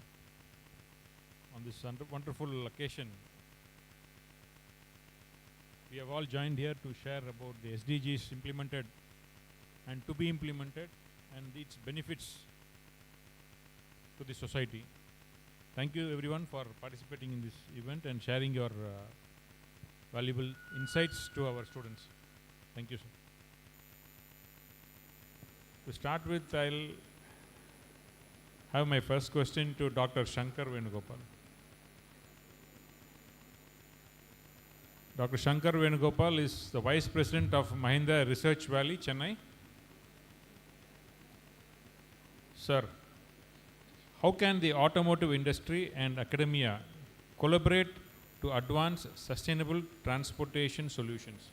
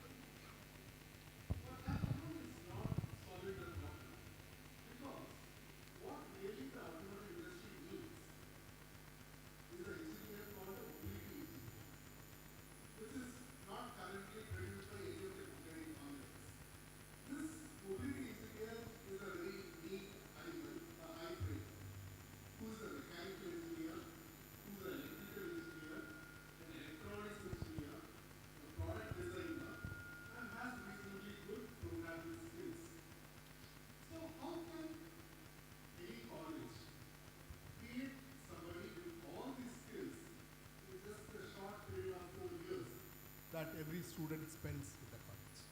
So that becomes a fundamental challenge. But if every college produces only a good mechanical engineer or a good electrical engineer, that is not really addressing the current need of the automotive industry. We need somebody who is equally good in all this. So towards that, the only way to address this problem is for the industry and the academia to come together and collaborate, because there is no other way to do this. When we do this collaboration, there is one thing that has to happen from the academia side, and there is something that has to happen from the industry side. So I'll just articulate these 2 points and then pass it around for views from all the other panelists. One is what we call as a transformation of the engineering education itself, where we no longer talk about only the core, which is mechanical or electrical, but we talk about a core and a shell. For example, core can be mechanical, but that core should have at least 3 shells.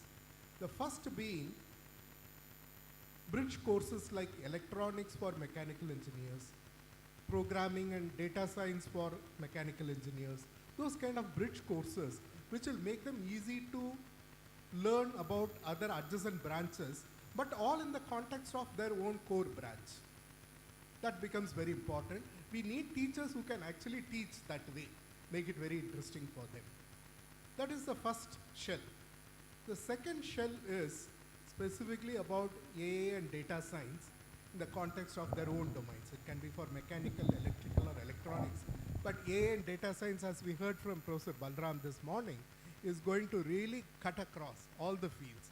So we need one dedicated layer to see how they can leverage the power of AI and data science in their own domains. The third layer, which is the most important layer from an industry perspective, is design thinking and innovative problem solving, which is left for the individual's creativity so far. It is not taught because many people believe that creativity is something that cannot be taught. Either you are creative or you are not creative. But that is not true. In the industry, we have very structured ways in which all of us can become creative and contribute through our innovative ideas. These things should be taught to our students at a very early stage. So what I'm suggesting from the academia perspective is modifying the existing courses such a way what you are teaching continues to be there as a core, but suggesting additional 3 layers by which the student will be a lot more industry ready when they pass out of your college. I'm sure when you do this, your students will be the most sought after, not only by Mahindra or not only by the automotive industry, but by all industries across. And that is not only in India, but globally also they will have opportunities to go and work. So that is my submission in terms of what the academia can do. In terms of what the industry can do, just like students come to the industry and spend 2 months every year as interns, industry should invite the faculties, the teachers, to come and spend 2 months in the industry every year, so that the teachers get to understand what are the industry relevant problems, so that they can share it with their students when they come back after the summer, and that will become part of their own teaching. My daughter studied in Israel. There every professor either had a startup of his own or had a joint appointment in the industry. So all the courses were taught not based on books, but based on real-world examples and case studies. I think that's what the students would really need for them to be industry ready. So I'll stop at this and want to hear the views of others. Thank you, sir. Thank you very much for your wonderful insight. We'll have the next question to Dr. Petruraj Chalaya. He's a Vice President and the Chief Architect, Reliance Geo Platforms Limited, Bangalore. Thank you. So, my question to you, sir. yeah. How can telecom industries work with academic institutions to support sustainable technology initiatives? Yeah.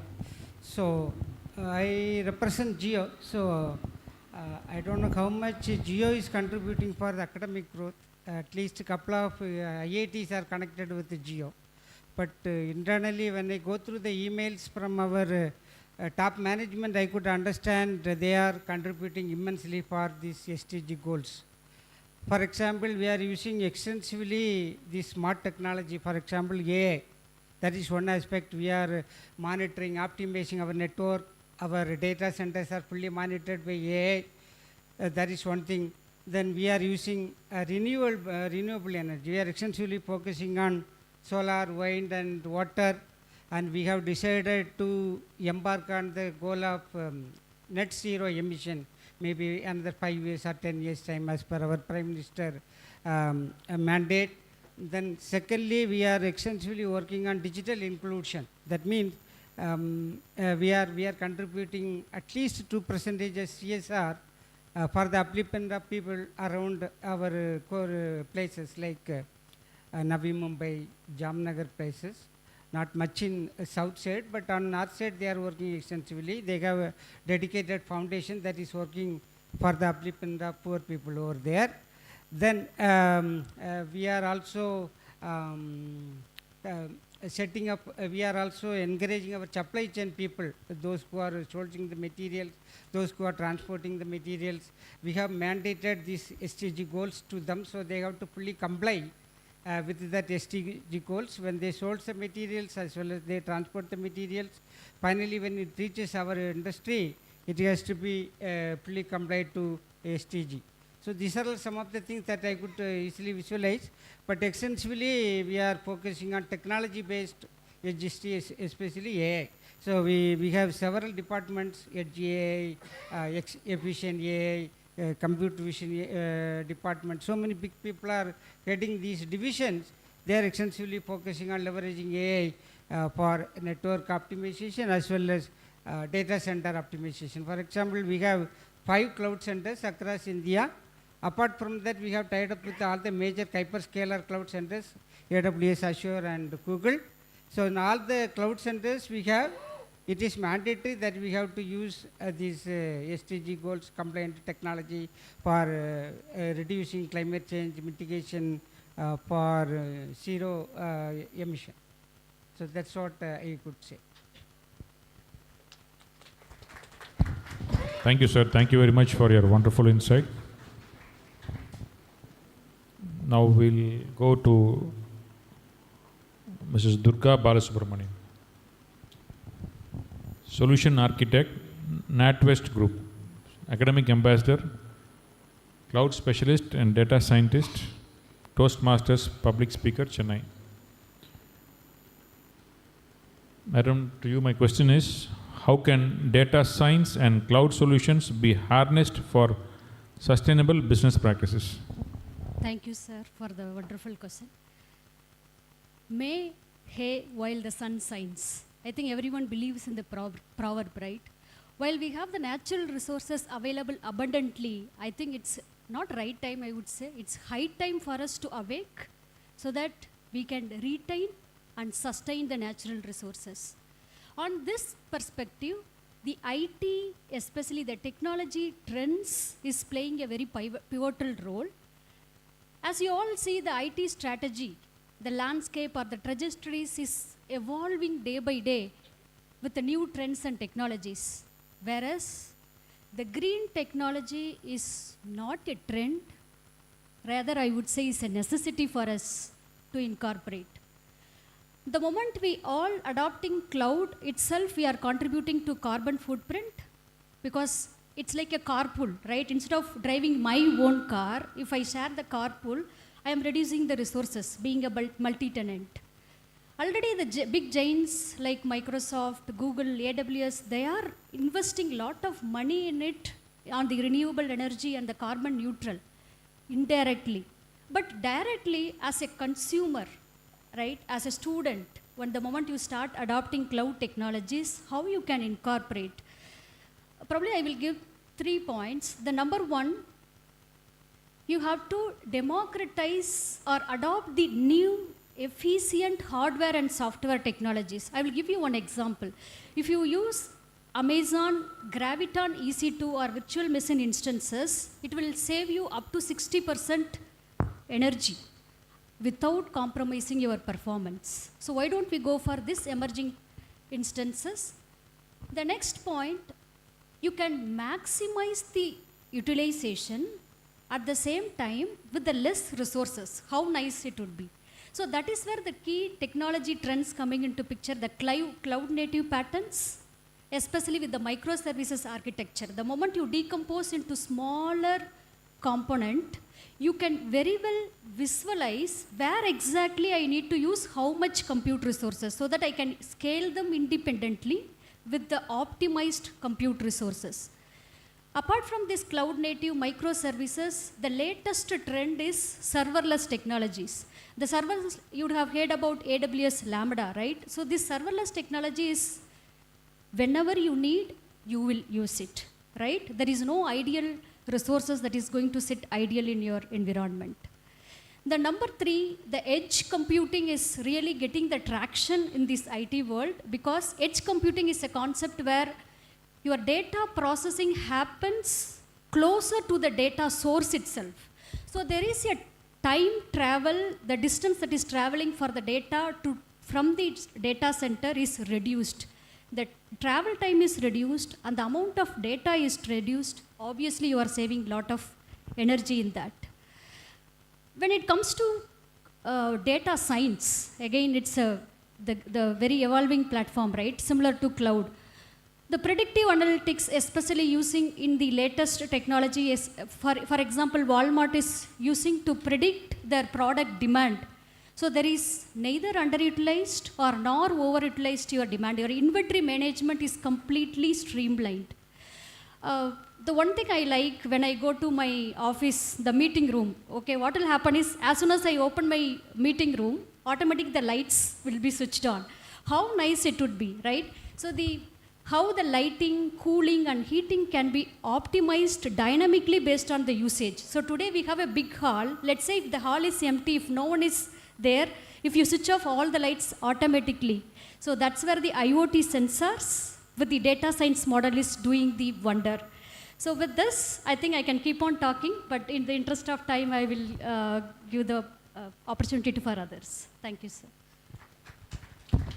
Thank you, madam, for your wonderful insights. We have noted all the points. Next question goes to Dr. Devasundari Muthukumar, Principal, Ishwari Engineering College, SRM Group, Chennai.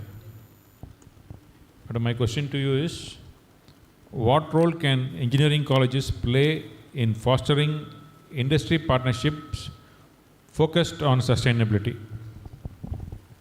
Thanks for the opportunity and thanks for the question. I would like to take the lead from Shankar sir. Sir was saying about the mobility. Of course, we have to accept the fact. Academicians, as such, we are forced to teach the basics, and of course, industry has its own strength. Industry, you cannot come and teach, and we cannot come and do your product development. So that's the strength of each of us. And it's right time that we collaborate with each other and play with our strengths. So that is the first point, what engineering colleges are looking for with the industry. And from the engineering colleges, to answer sir's question, what engineering colleges can do is we are trying to, for example, in our institution even, we are trying to adapt a model similar to the industry. When I say that, say for example, you have your R&Ds in industries which is very separate from your billable resources. So we are trying to adapt, of course in many of the institutions, we are trying to adapt a separate R&D division, a directorate of research, which can work only in industry use cases, which is the way we can bridge with the industry. And when we say there are some 20 scientists who have industry experience and are into the academics now, we take up the industry use cases, small use cases, and these scientists work full-time in the industry use cases, whereas our faculty are pulled into this use cases along with the students. So this is one model that I would say that engineering colleges are looking for the support from the industries, and also, we can adapt to get into such sustainable solutions. Any sustainable solution is an interdisciplinary. It doesn't come just with one discipline. Mobility could be mechanical, electrical, IoT, EC, all that. Similarly, any sustainable solution is interdisciplinary. We need all the students to be pulled into one particular lab. We need many department faculty to be pulled into one lab. So I would say engineering colleges are trying to adapt this method, and industries. So unlike earlier days, earlier days only Western countries used to collaborate with academic institutions. Now India has grown extremely well. Almost all the industries are ready to support the academics now. And it's a win-win situation for both of us. You also want a good resource, and we also need a good input from the industries. So I think more better collaboration in such R&Ds of industry will help the engineering colleges to faster to it. That would be my suggestion. Thank you. Thank you. Thank you, madam. Thank you for your insights. My next question goes to Dr. Srinivasa Desikan. It's a Managing Director, Qual Players, Bangalore. Sir, what role does quality management play in creating sustainable products and systems? And how can students be prepared for this in their careers? Thank you, sir, for the question. First of all, in my opinion, quality and management, they don't go together. It is like spouse management. More time you spend or more effort you spend to try to correct something, it goes wrong. So if you really look at the quality management, there are two aspects to the quality management. One is what we normally call it as quality control. The other one is quality assurance. Quality control is all about doing testing to find out the problems in the product and then go and rectify them. And quality assurance is all about evolving the processes so that we can prevent those problems, much before it takes form. If you really look at it, automobile industry calls something as, if you do testing, remove the problem, then it is called MUDA. Anything that you are not delivering to the customer is called MUDA. MUDA means test. So if you really look at any industry, if you take automobile industry or any industry, the sustainability only comes if you do less and less testing. I should do a job if I am a test engineer. And more things should evolve from the architecture and design perspectives rather than from the testing perspective. That's one thing. Second thing is, whenever we need to correct a problem, it is like if a tailor does 4 or 5 modifications to the shirt, it is called a beggar shirt because it will have a lot of patches in it. So more and more what students should be trained on and what institutions should do is, there are a lot of processes available like clean room processes. This is what Narayan Murthy says. If I want to know about your company, first go to your toilet and see whether it is clean. The same way, if I know the quality of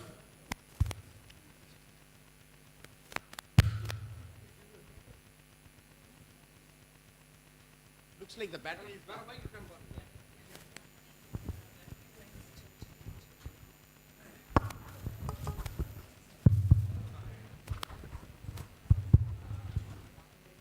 Okay, now it's much better. I thought the problem was with me and I was trying to adjust the mic. Yeah, so I was actually talking about more and more corrections you do to any product, it becomes a bad product, and cutting down on the cost and cutting down on the cost and effort of testing will tremendously improve the quality of any product. For one example I can give is, if I am buying a TV for my house, okay, what analysis I will do? I will do 2 months of analysis comparing all the manufacturers, then I will go and buy one product. If I am buying a car, I will do 1 year of analysis. Okay, currently I am analyzing Thor rocks, for buying it. This analysis started 4 months before. I was only thinking that it is just two more doors added, but it's a lot more than that. There are a lot of mechanical changes too. So if I do the same analysis for buying a TV for my institute or buying a TV for my office, where the money comes from somebody else, okay?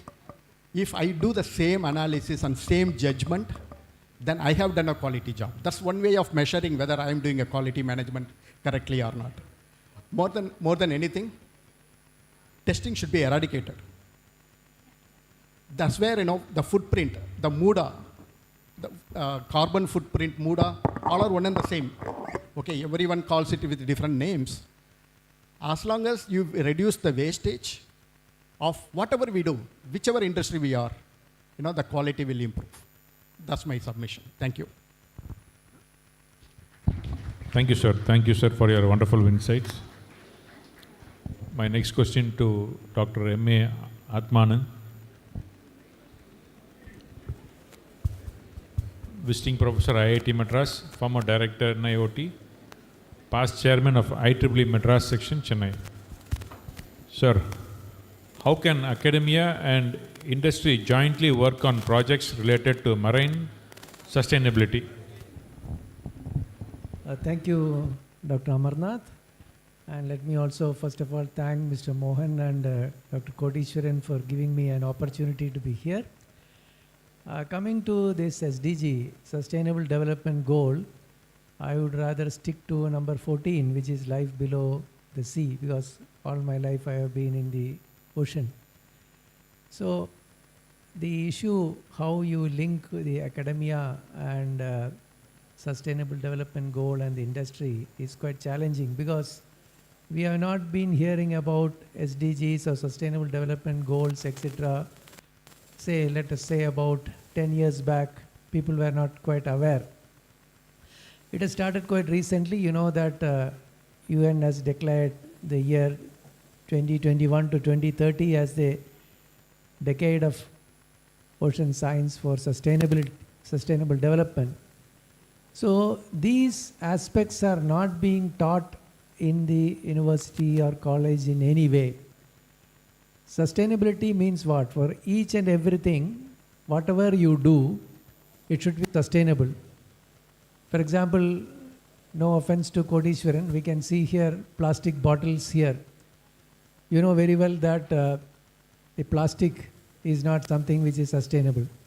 You can say that we can do recycling. Of course, in India, recycling is done in a very good manner. But ultimately, the C and H in that bond is never broken, so to say. You say that you can use it for making chappals, you can do it mixed with bitumen and make roads, but the CH bond remains there for hundreds or thousands of years without breaking. So it is never ever sustainable. So the industry as well as the academia should work on alternate resources for plastics. It is easy to say that plastics are banned. Like for example, you would have seen in the ministry where I come from originally, the Ministry of Earth Sciences, they themselves have the beach cleaning as a weekly program or monthly program. It is something like trying to empty the ocean, because the plastics keep coming from the water bodies and from the land. Unless you stop plastic, but you cannot ask somebody to stop plastic unless you give an alternate. So the R&D should be by the industry as well as the academia to have alternate resources for that. Of course, there are many research activities going on through algae and other ways in which you can have biodegradable plastics. Some of the things have already come in the market. So these are some of the things which are to be considered for sustainability. Another most important thing is energy. You know that all the carbon dioxide which is produced, the majority is absorbed by the ocean, and because of which the ocean becomes more acidic, and you know, you would have read in many places ocean acidification, the issues connected with that, and all those organisms which get completely vanished over a period of time. So what is the crux of that? You should go for renewable energy sources. So ocean has got enough and more of energy sources available. Like for countries like India, we have got ocean thermal energy conversion which can be used for generating power. Similarly, ocean waves, currents, and many are there. So use of renewable energy is another area which the academia and the industry should work on. In fact, the time is too short to cover this particular question, because this will take hours and hours to discuss. So let me stop now, and in case any one of the students or anybody is interested, feel free to contact me my email address would be available with Kodishwaran. I'll be happy to work with you in taking up some projects on renewable energy or biodegradable plastics and things like that. Thank you very much. Thank you once again, Dr. Amarnath. Thank you, sir. Thank you for your wonderful insights. My next question goes to Mr. Ponvanivannan, former Vice President, L&T Technology Services, Consultant in Technology Foresight, Strategy, Digital Transformation and SDG, Chennai. Sir, what strategies can companies adopt to align with the SDGs? And how can academic partnership assist?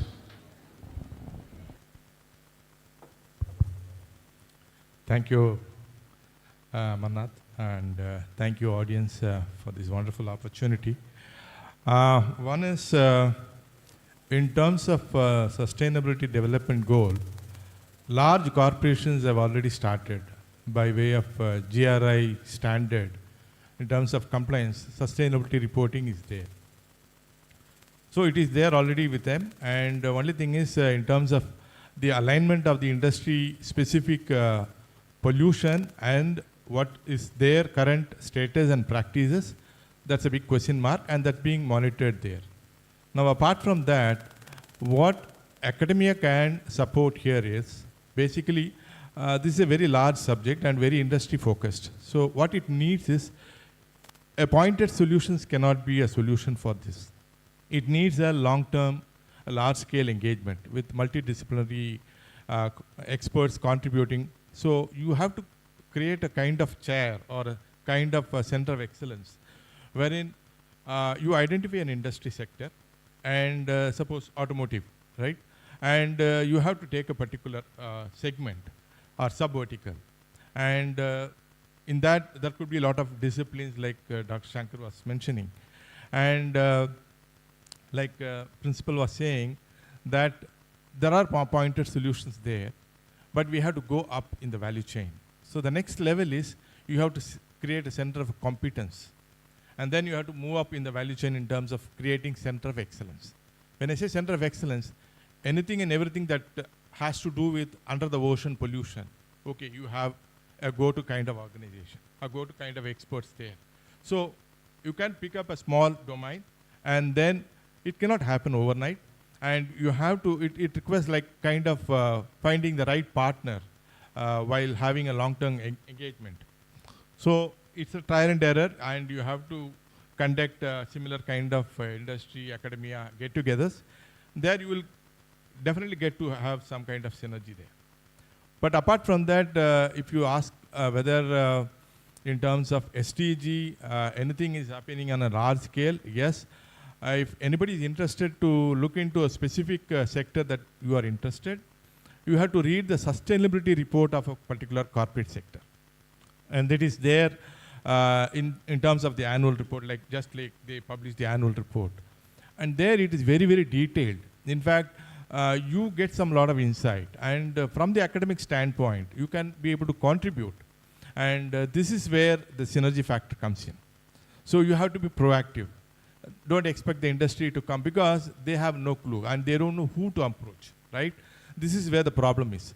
So either one of you have to take the lead. Academia, I think, can be able to take the lead and just take, suppose you are from mechanical domain or some oil and gas domain. Take Shell, Chevron, or some different corporate sustainability report, and specific to country-specific reports are also available. It's very, very detailed. You will identify hundreds of opportunity areas. And with your own faculties, you come out with some proactive proposals. This is what we can do. You can just call for a discussion and do that. I'm 100% sure you will make a lot of difference. That's how you have to initiate. Otherwise, it's like a chicken and egg problem. So who has to build a cat? So industry feel, okay, they know everything and they have no clue in terms of solving the problem. And the academia, they are in their own world, right? Research scholars, PhDs, they have their own KRA goals. So if you really want to align that, so somewhere somebody has to take the lead. And if you really look at Europe or US, Anywhere, if you see the center of excellence that has been created, it is the institute and the faculty who has been responsible. That is the whole driver, and that is the secret formula. So if in your organization, somebody is passionate on particular technology, you give them some bandwidth, some kind of motivation, incentivization, you will see wonders. Thank you. Thank you. Thank you, sir, for your wonderful insights. My next question is to Mr. P. Anand Kumar, Director, Business Applications and Platform, Microsoft Private Limited, Chennai. Sir, how can platform-based solutions be used to drive sustainability in industry and academia? Thank you, sir. Thanks for the opportunity. I would like to continue on the points highlighted by the team here, everybody. One of the important things, especially on the platform-based solutions, is like you eliminate the need for physical servers on premise and you move into the cloud actually. Because you are moving into the cloud, your resources optimization becomes higher. So in cloud, especially with Microsoft, what we have done is we are not allocating the computes completely for the whole day or for the whole month actually. We dynamically assess the load. Say for example, there is 10 users logging in versus 100 users logging in. There is a difference in compute power that is required for a particular scenario. So we use resource optimizations, dynamic allocations, so that the end users doesn't feel that there is a significant lag in compute and so on. So this dynamic resource optimization helps in. So moving into the cloud and virtualization. So just to add on, like sir is from LTTS, so they moved to our cloud about a couple of years back, and we figured out that just migrating 10 applications into our platform solutions, they were able to save about 500 acres of forest from their sustainability report actually. So gone are those days like, okay, we are going to bring in hardwares and servers into our campus. Now everybody is moving into the cloud. So virtualization and cloud takes a longer journey, and adapting the technology is a way we can survive for a longer time. For example, leveraging IoT sensors to power on the required machines and so on. Because like, if you look at industry, for example, in automotive industry, right? You cannot keep running the machines continuously. There will be, in the production cycle, the first machine utilization will be very low compared to the utilization of a machine in the middle of the assembly or at the end of the assembly actually. So leveraging the IoT sensors and taking decisions based on data will help us in the sustainability, and platform solutions helps achieve this one. Thank you, sir. Thank you for your wonderful insights. My next question to Dr. Usha Ishwaran, Principal, Mahalakshmi Tech Campus, Chennai, educator, gender equality promoter, motivational speaker. Madam, how can academic institutions encourage inclusivity and gender equality in sustainability focused programs? Thank you, sir. Thank you for the opportunity. And I would like to appreciate the entire audience of the students showing so much interest in learning about this conference. So a big round of applause to you all.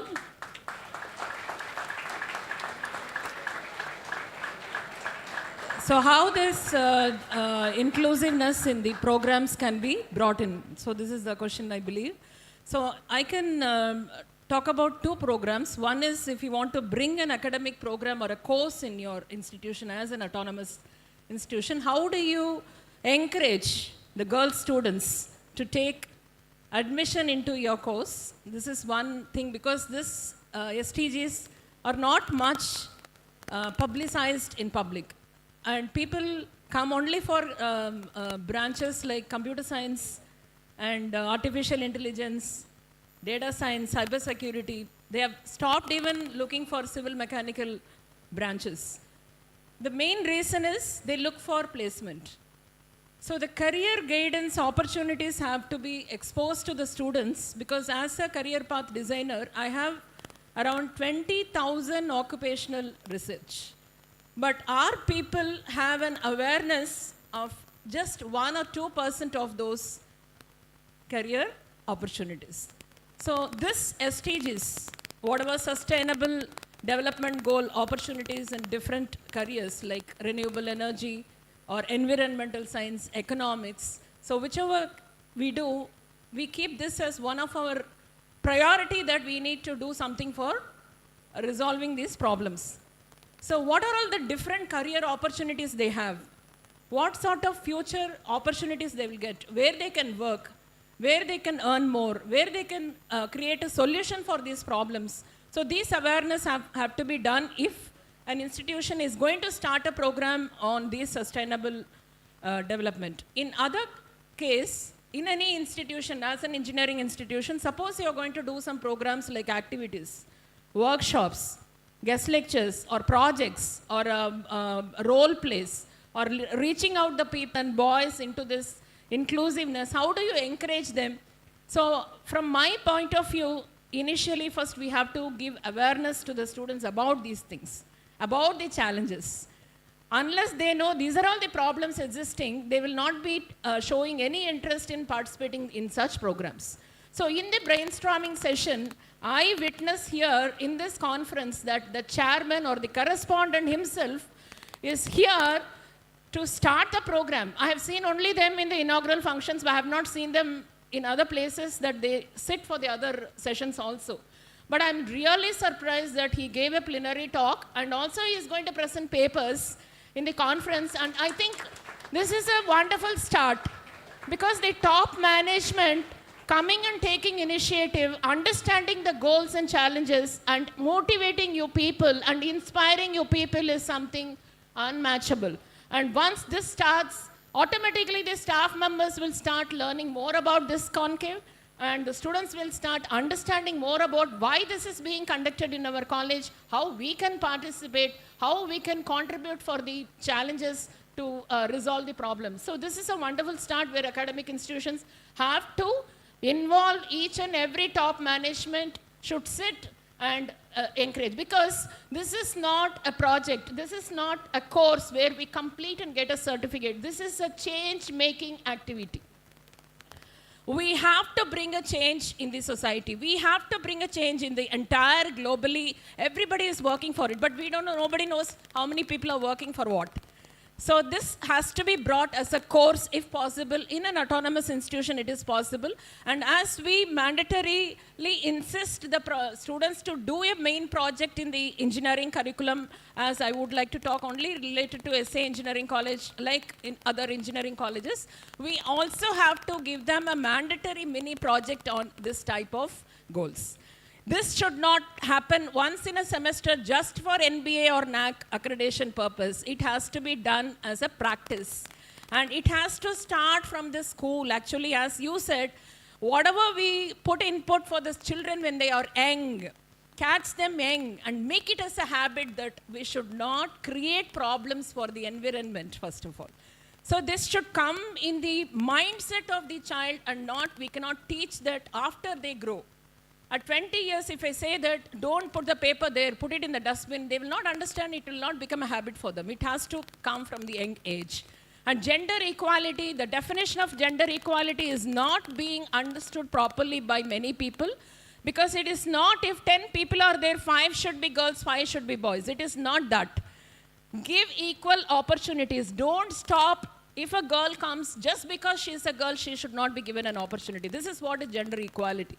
So if they are capable, if they have the potential, if they are interested, they have to be inclusive in any program, whatever is being done. And this is not a program or a counseling session only for girls. This has to be a gender sensitization workshop for the boys so that they understand that the girls should be included in all the programs because they are capable of and they have the potential. And one more thing, the girls have been blessed by God with problem-solving abilities, especially when you come to the first, second, poverty and hunger.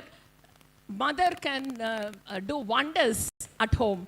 So you have to include them in the research work and also for problem solving issues. They can give n number of ideas. They will have wonderful critical thinking where they look at the problem from different perspectives. So all these things we have, but we are not making use of those ideas and including them into our research work or solving the problems. So this academic institutions can do wonders to bring that mind change among us and give them that this is your responsibility. Maybe when you are alive, you may not face problem with the lack of energy or lack of anything else in the environment, but your future generation is going to be affected because of this. Whatever activity you do now, today, is going to affect the future generation. So this sort of impactful mind change sessions, workshops, from diverse people, you know, if they come and talk, these people will know the pain point of each and every person. They sit in a home, the father will pay 1 lakh electricity bill, and they will not switch off the AC, fan, light, and they just move out of the room. But if you just go to a hut, they will not even have one table fan they may have, and they'll just quickly switch off when they go out of the house, because they know the pain of paying the electricity bill. So each and everybody should get get sensitized about this particular SDG initiatives, how important it is. It should be a part and parcel of our life. So thank you so much for this opportunity, sir. Thank you, madam. Thank you very much for your wonderful insights. Next question to Dr. N. Balaji, Principal, Rajalakshmi Institute of Technology, Chennai. What are some effective ways for engineering colleges to support startups focused on sustainability? Thank you, sir. Thank you for the opportunity. And I feel this is a very contextual question at the juncture where we are sitting now. So startups have started creating more sensitization, at least in our part of area. And if you look at, in general, if you look at the academia, you could brand around 5 to 10% of the students are willing to start their own entrepreneurial ventures. Probably I may be wrong or I may be very conservative, but as far as my little knowledge is concerned, we get in and around all engineering colleges, these numbers vary somewhere between 5 to 10% due to a lot of reasons, fear of failure and so on. I'll come to it. But I see it in two perspectives. One, we need to cultivate the entrepreneurial thinking among students. That is the foremost foundation which we need to rely on.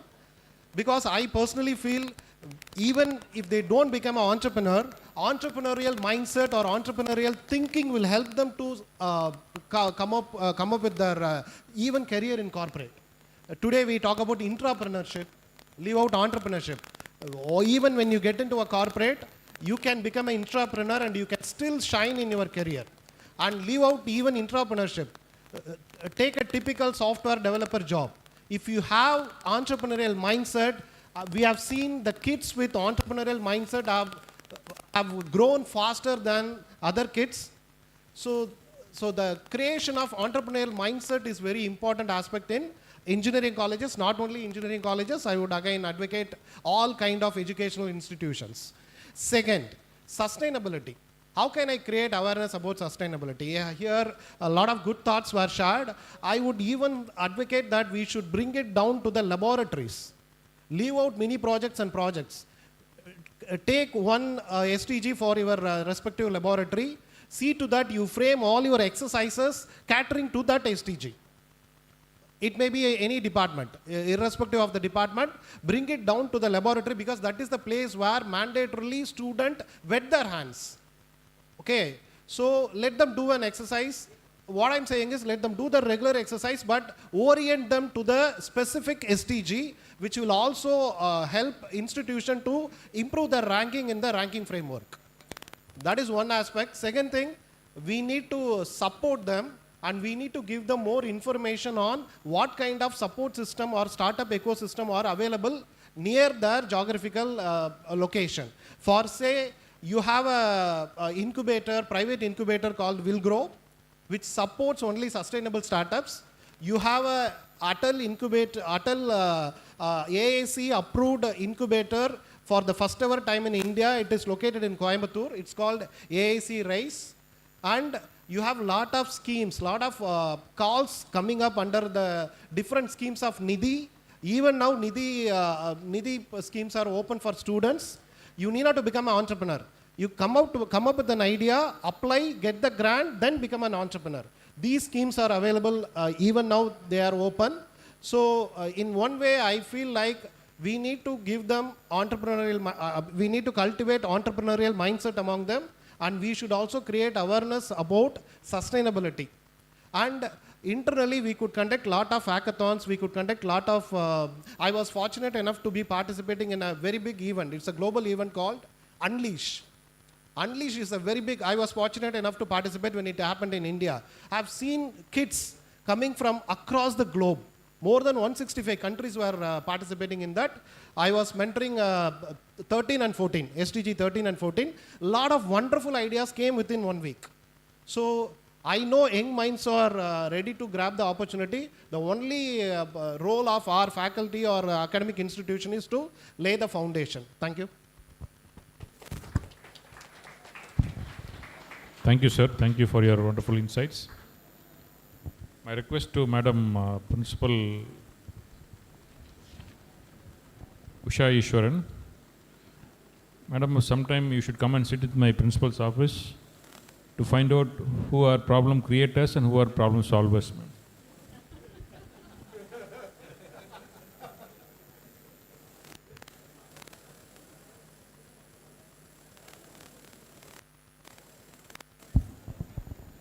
Thank you, sir.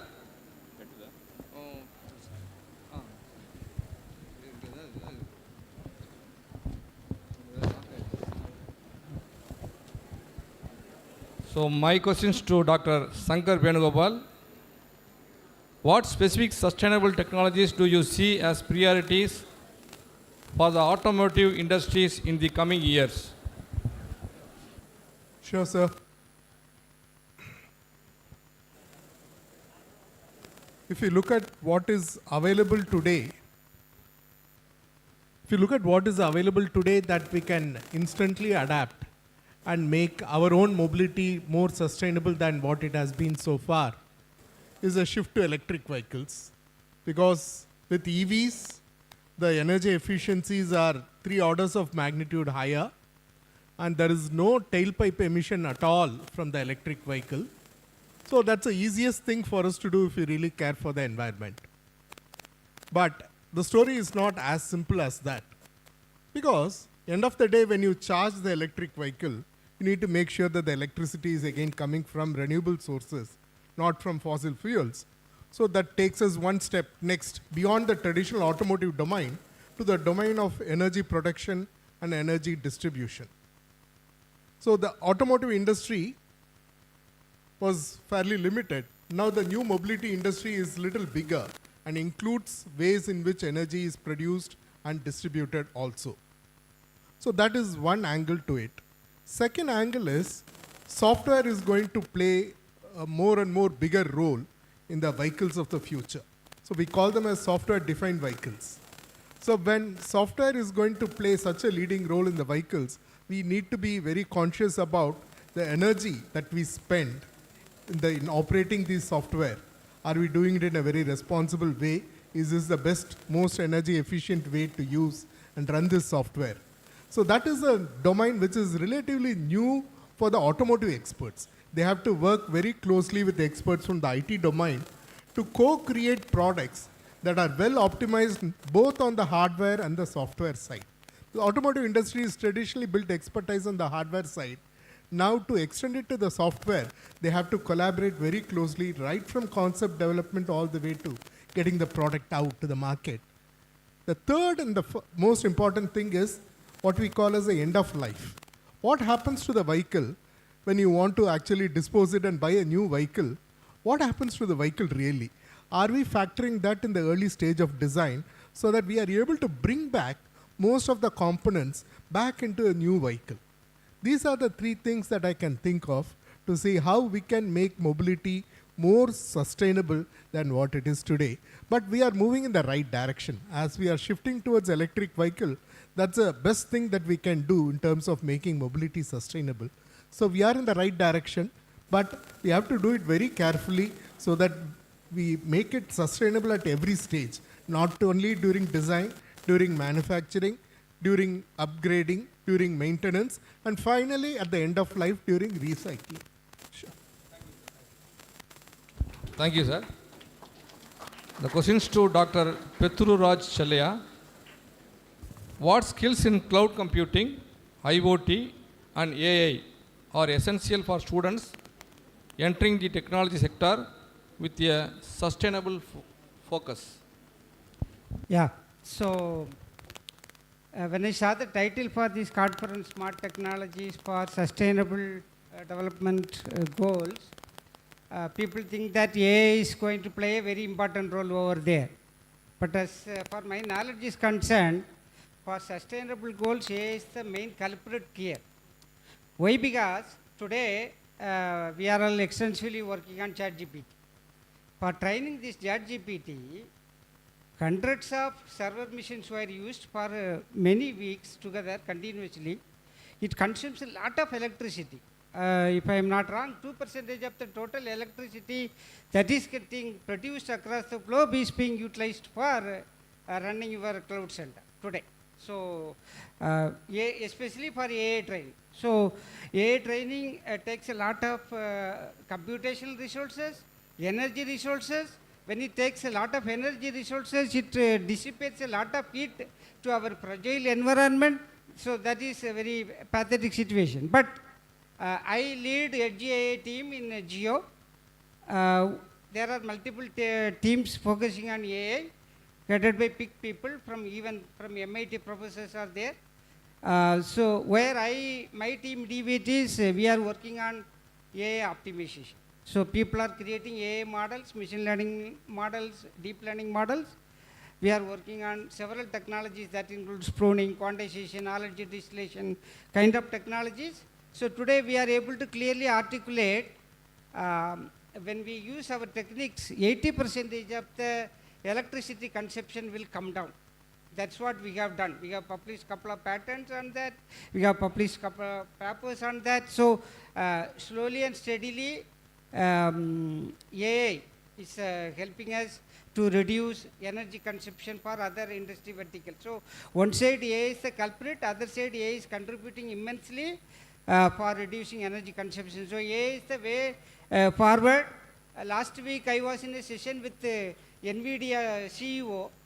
He came to Reliance. He gave a very nice talk. Somebody from the audience asked this question: what is the energy complexity of your GPTs? That graphical processing units. So he could not answer that. He told we are working on that. Today GPTs consume a lot of electricity, but tomorrow we are hopeful that electricity consumption will come down very sharply. So I still bet for AI. Another interesting thing is cloud computing. Told about that. As madam told, cloud is the centralized aspect, because instead of everyone use their own computers, cloud is a centralized phenomena. So it's a kind of IT industrialization. Many people can make use of this cloud together. So that way energy consumption will come down, resource utilization will go down sharply.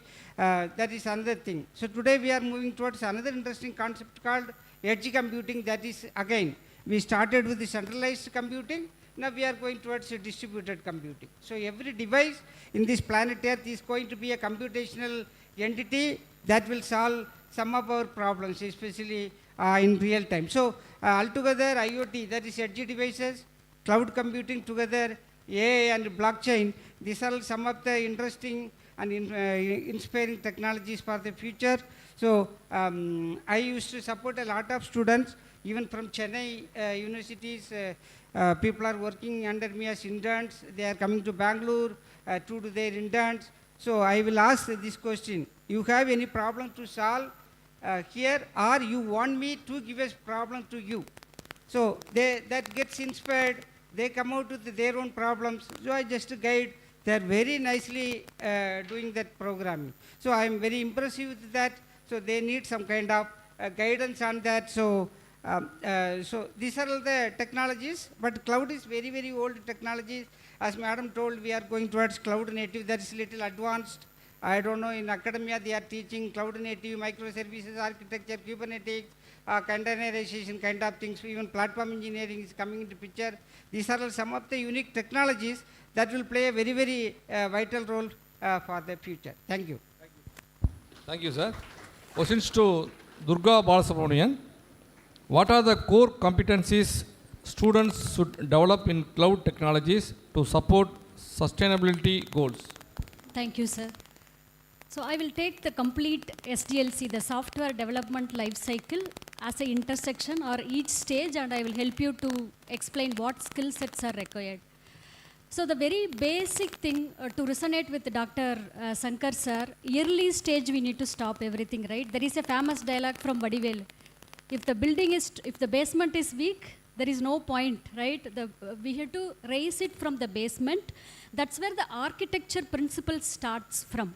So even in AWS or any cloud, they have started incorporating sustainability as one of the key pillars as their architecture principle, alongside the reliability, security, the efficiency, etc. So everything starts from the well-architected framework. So as an architect, I will reject the design. I will not give approval the moment it's not meeting the S-check of the sustainability principles. So it starts from the architecture. Moving on to the coding, right? We have a concept of green coding.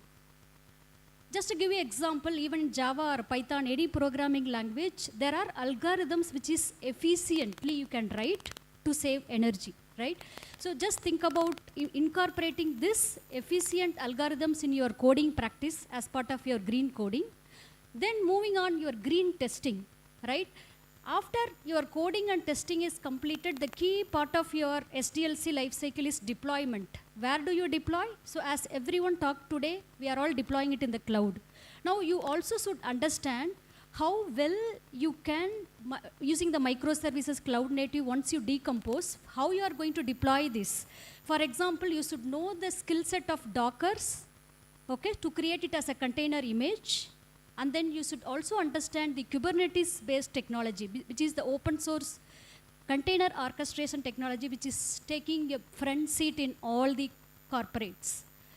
Moving on, once your deployment is done after your coding and testing, there comes a very interesting point, is the pipeline orchestration. I need to orchestrate this pipeline end to end from the beginning till the end without any manual intervention, right? With the click of manner, it should happen. So that's where the DevOps comes into picture. So you should also aware of DevOps principles, the practices, the tools that is aiding. I think nowadays you can replace anything with X, right? We have a data ops, AI ops, FinOps, and GitOps. So GitOps is especially helpful for the sustainability because it will help you with the infrastructure as a code automation. Wherever you include automation, you can contribute for the sustainability directly. And finally, from the data science perspective, you should also understand right from the data ingestion, taking the streaming of data, millions of data, and then processing it, storing it with the energy efficient way. For example, you should know how well you can store with the magnetic storage in the archival perspective. And then finally, the data visualization. Data visualization is the key trend in the current market, like Power BI and Tableau. With that, you can easily visualize the data and you can tell story out of the data. So another skill set you would be required is art of storytelling to sell your solutions, your idea. That's how you can win in any proposals in your day-to-day life. And last but not the least, you should also have a cognizance of the right compliance patterns, like the regulatory framework. For example, for environment compliance, I think if I am not wrong, it's 14,001. So you should know what certifications, what compliance you need to go through in order to get it done. So right from the architecture principle till the deployment and orchestrating the end-to-end pipeline and getting the data-driven solution with the data science, you should have the everything. You should have cross-cutting skills to address everything. Thank you, sir. Thank you, ma'am. So questions to Dr. Deva Sundari Muthukumar.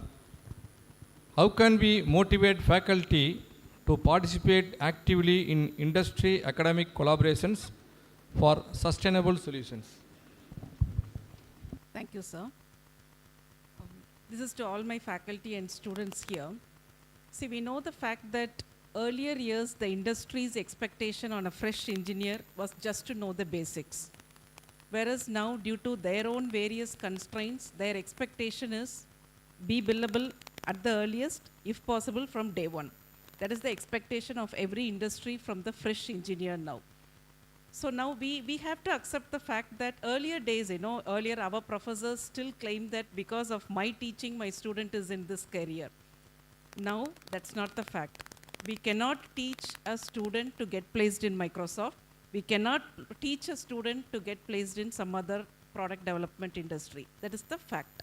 So then what are we going to do now? It's just we have to facilitate what is possible, what a student should learn to get into that, to get billable from day one. So we become a facilitator now. So to facilitate the right path to him, we should know what to do. That is when what I would suggest is the faculty industry integration programs have to be little more deeper, not just going for a day as an industry visit. That is only, we can see what is around.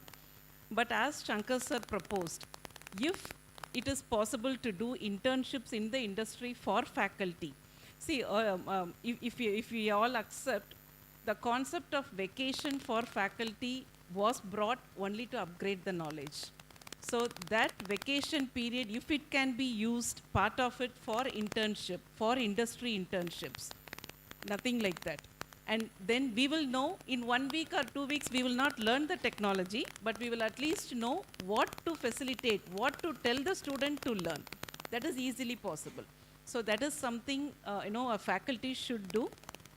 And then adding to the industry, as Sir Ponmanivandan sir said, somebody should bell the cat, and of course academia are ready to bell the cat because we are looking for opportunities with the industries. And right now, if we all know, the government also has brought in some professor of practice where industry people are as part of the board, not just board of studies, they are also part of their teaching the curriculum. And the biggest strength all the institutions we have is our alumni. You name any top industry, one of our alumni will definitely be there. And that is one biggest strength we try to tap. So as a faculty, staying connected with your alumni, interact with your alumni, try to understand what they are working. Nothing like an alumni is the best source for us to upgrade the knowledge.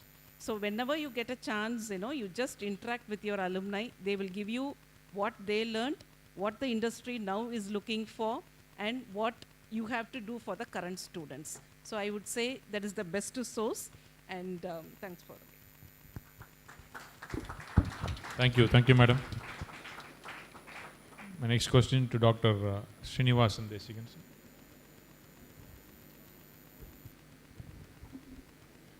How can academic programs integrate real-world quality assurance and testing practices to better align with industry needs?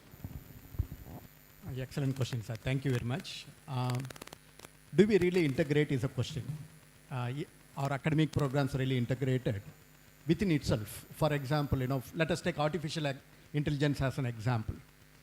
And I used to jokingly say that the opposite for artificial intelligence is natural stupidity. What happens there is more and more we want some basic skills in the students. They are all going away. Mathematics is a so important subject. Almost all the colleges have under admissions there. And if you really look at artificial intelligence, let me go through, let me take the skeleton out, remove all the fresh and then see what really artificial intelligence needs. Okay, I will quickly read it from my screen. Skills needed for AI are mathematics and statistics, particularly linear algebra, calculus, probability and statistics, and programming skills, which involves both logic and data, because not anymore we are looking at the program and then say it works. It should work with the data itself. It should work with multiple different sets of data. Otherwise, it's not called a program. And data handling and analysis, which involves your data processing kinds of things. And it also needs machine learning algorithms to be built in for artificial intelligence, which requires your supervised learning as well as unsupervised learning. Okay, all these are coming from mathematics, correct? And deep learning frameworks, there are tools like TensorFlow. Okay, we don't know how to use TensorFlow unless otherwise we are trained on data, correct? If somebody does not understand data mining or database management system, it is very difficult for such people to use tools like TensorFlow. And also the natural language processing, NLP, it requires your text processing, sentiment analysis and things like that. That also requires statistics and mathematics background. Computer vision, image processing.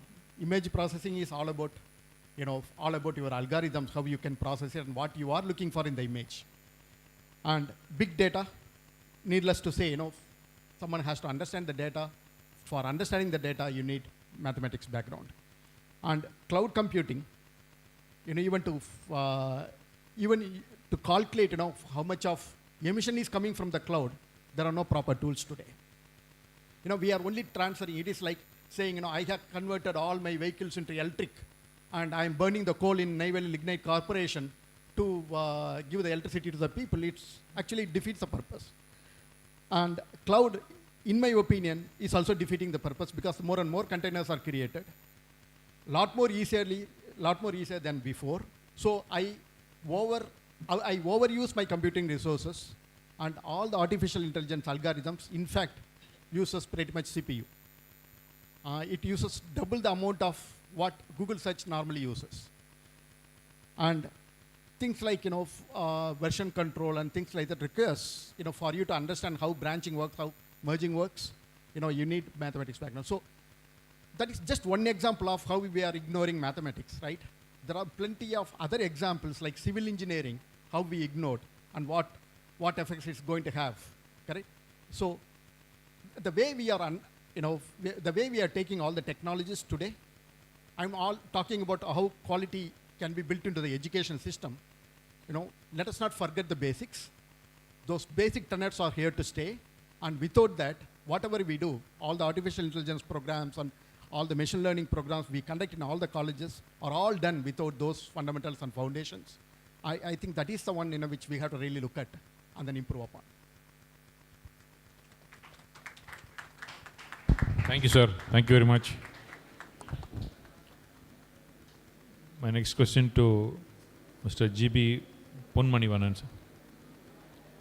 How can industry-academia collaborations help in foresight planning for future technology trends?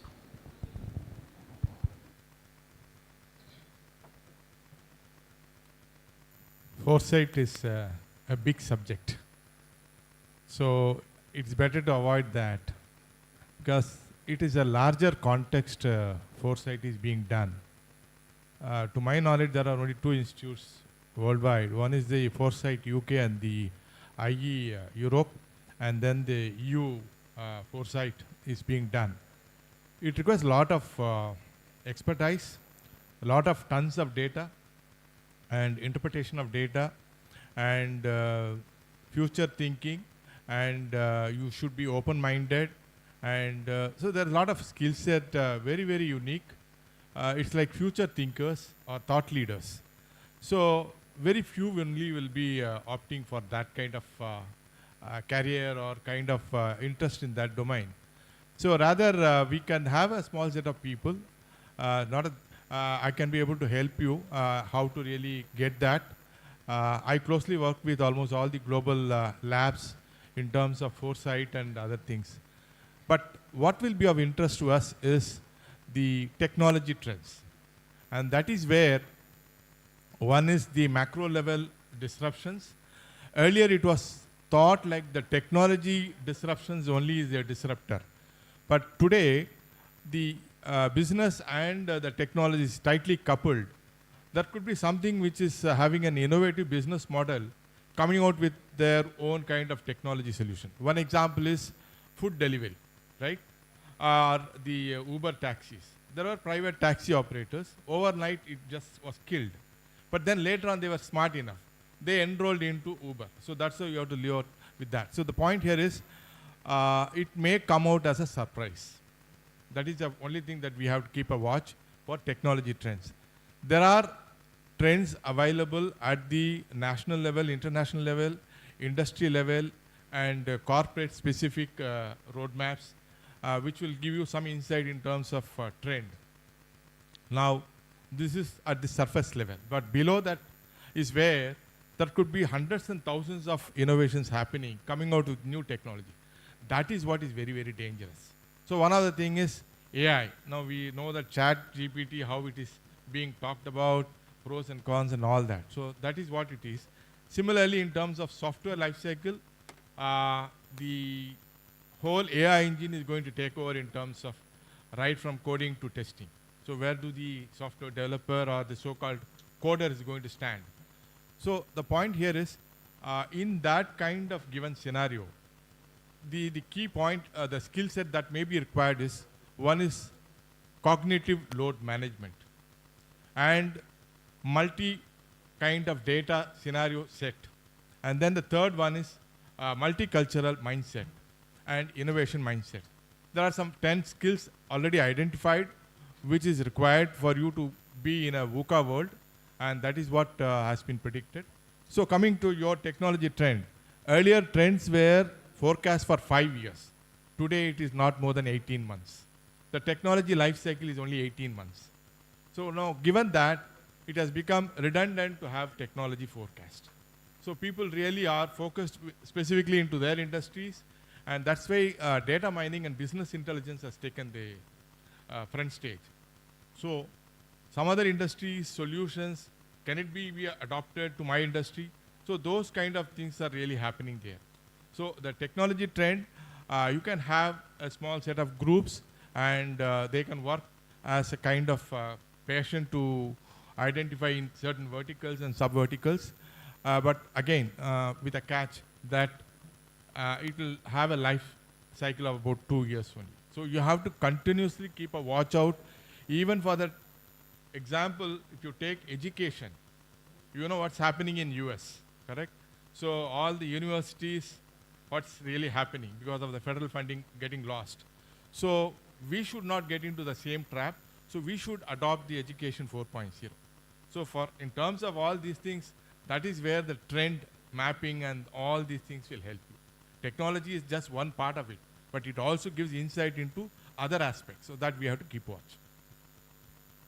Thank you, sir. So questions to Mr. P. Anand Kumar. What digital skills do you see as essential for students to support sustainable development in tech sectors?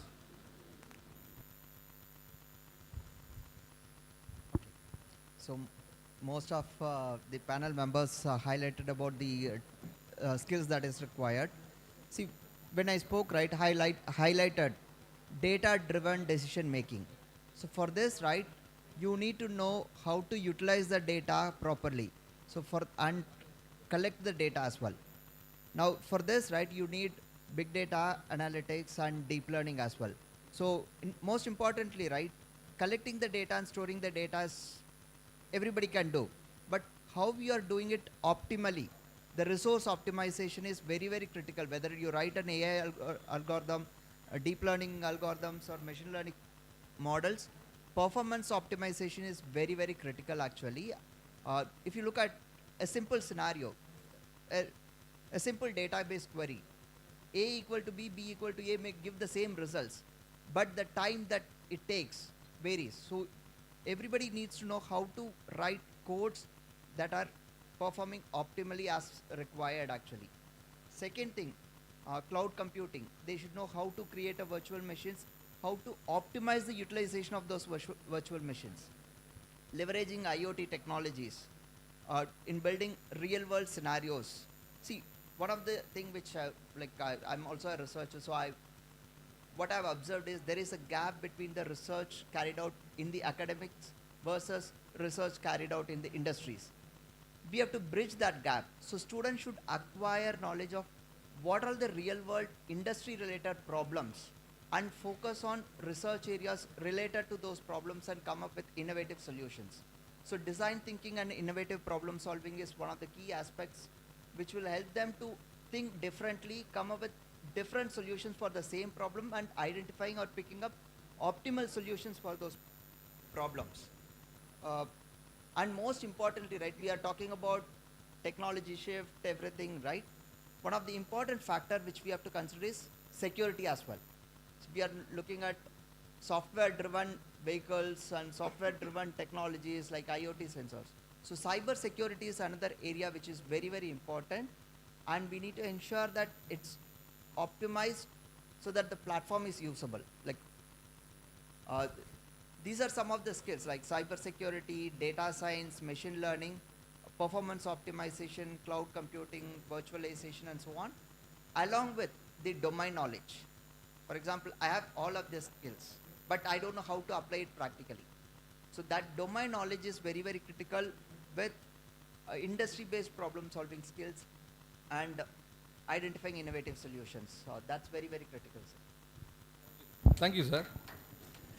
Questions to Dr. Usha Iswaran. What steps can be taken to ensure diverse perspectives in sustainability research and projects? Yes, sir. As I said earlier, the problems from where you see differs.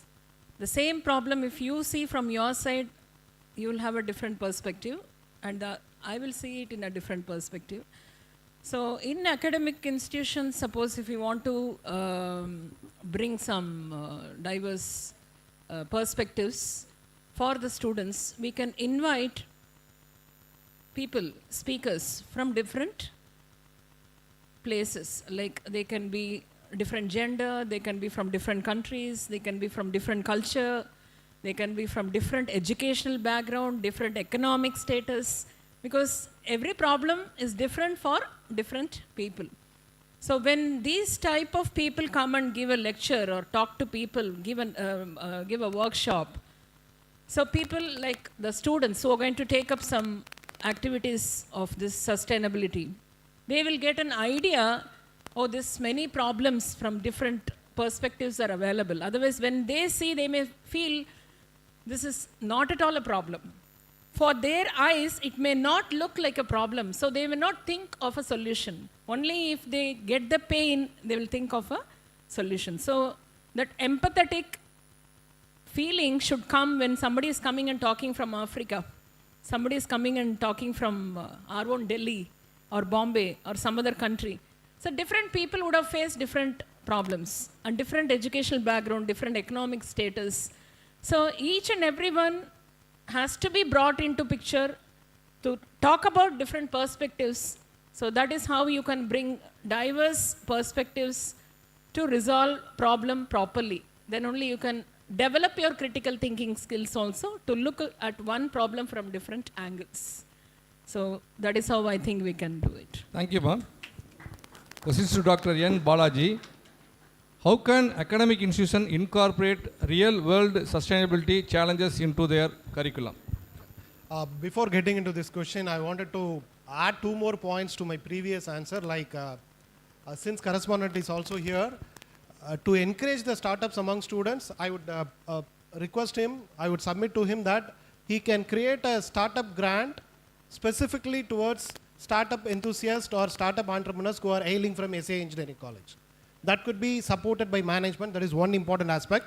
Second one, I would also request college to think about deferred placements. The problem with entrepreneurial venture is fear of failure. That's what we have been advocating for a longer time. What will happen to my future if I get into an entrepreneurship and if I fail? If there is a scope for the student, or if we give them a ray of light where even he can come back to the college after a year or 2 years, still if the placement training division of a college can support him, that would do a lot of great for his confidence. So that will also help us in creating more startup ventures. Whatever points I'm saying here is, I have not cracked anything new. It's all part of our state, Tamil Nadu State's startup policy, as well as NISP, National Innovation Startup Policy. Please, I request all students and faculty members to go and read that. Whatever I'm advocating here is all part of it. So if we are able to implement that, then it's more than enough that we have done some constructive work in increasing the number of startup founders or entrepreneurial ecosystem. Coming to this question, I'll keep it short. I mean, I know many of our industry stalwarts have given the answer. How can we bring changes into the curriculum? We have to decide as an institute, we have to decide to what extent are we going to embrace the sustainability. Am I going to launch a course like IIT Madras has very recently started a school of sustainability where they offer a full-fledged PG program? Or am I going to act like Tata Institute of Social Science as Sir showed in his slide? They have a MA sustainability program. Or are we going to follow any West university? That is one model which we need to think. Second model, as an existing educational institute, we have options of honors and minors. Why don't we introduce sustainability as a part of our honors and minors, so that those who are interested in pursuing or making up their career in SDG can take it up. It's a matter of 6 to 8 papers which we can afford. With the help of industry, with the help of other ecosystem, we could really afford. As an autonomous engineering college, we have privilege of introducing our honors and minors. That could be one place where we can seriously think about introducing SDG into the curriculum. Apart from that, the pedagogical side, I would say like experiential learning. Even now, institutions have started talking about service learning programs. Why don't we criticize what people do as a service? We ask our students to go and do a service to the nearby villages. If we have a scope for criticizing that, it will be really a motivating factor for them to get involved in those activities also. I know IIT Madras has a concept called outside classroom activity or outside classroom credits, OCC. We can also try to mimic that kind of thing. If not, we can also call it in the name of value-added courses, so that we will be at the end of a semester, if he gets 1 or 2 credits in service learning programs, experiential learning, that will do a lot of good to an individual, rather than talking about engineering grads. As an individual, it will be a great boon for them to come forward and understand and empathize. So that is the way going forward. They should understand. See, to put myself into the shoe of others, I should remove my shoe first. So let's teach all these things to the students in their budding age, so that they can become a better human beings. Thank you.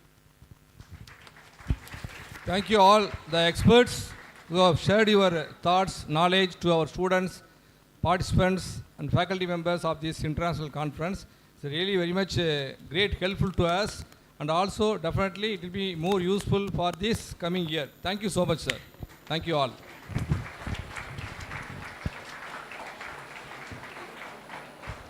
Hello. My answer to Dr. Balaji, Principal Rajalakshmi College.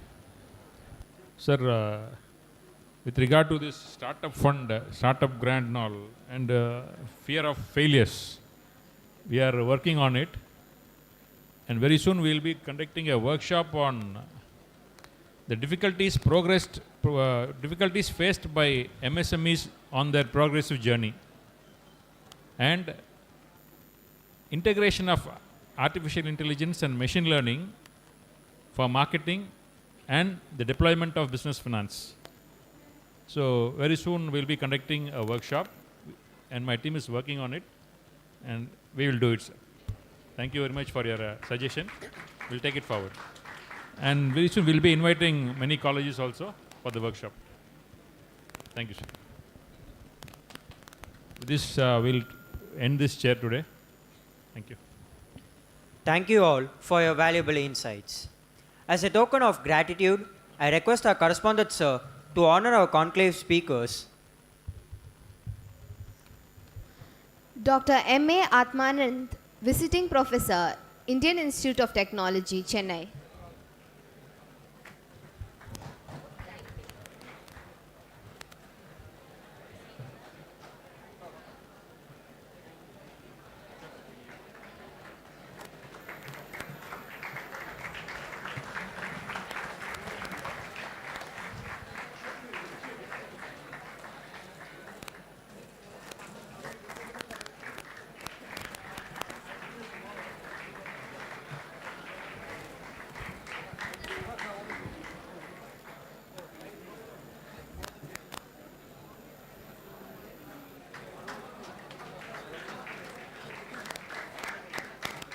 Mr. Ponmanivanan GB, former Vice President, L&T Technology Services, Chennai.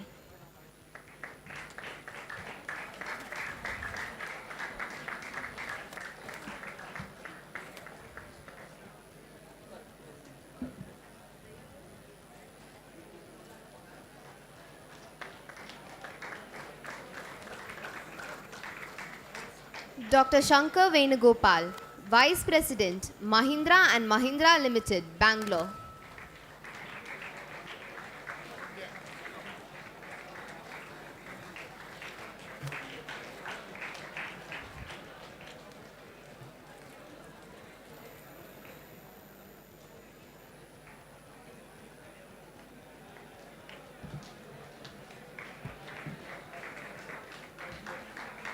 Mr. P. Anand Kumar, Director of Business Applications and Platform in Microsoft Private Limited, Chennai.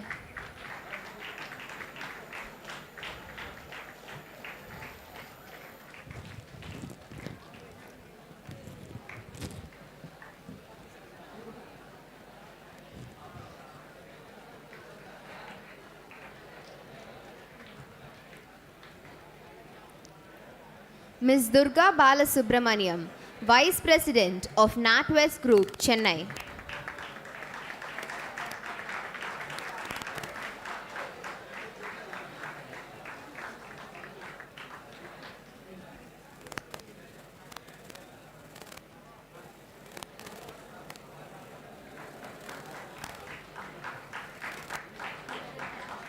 Dr. Pedrura Chellaya, Vice President and Chief Architect in Reliance Jio Platforms Limited, Bangalore.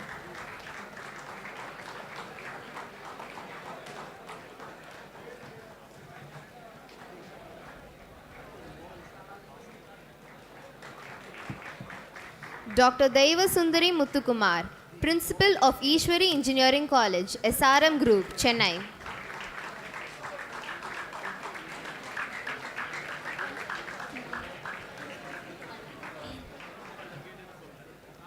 Dr. Usha Ishwaran, Principal of Mahalakshmi Tech Campus, Chennai.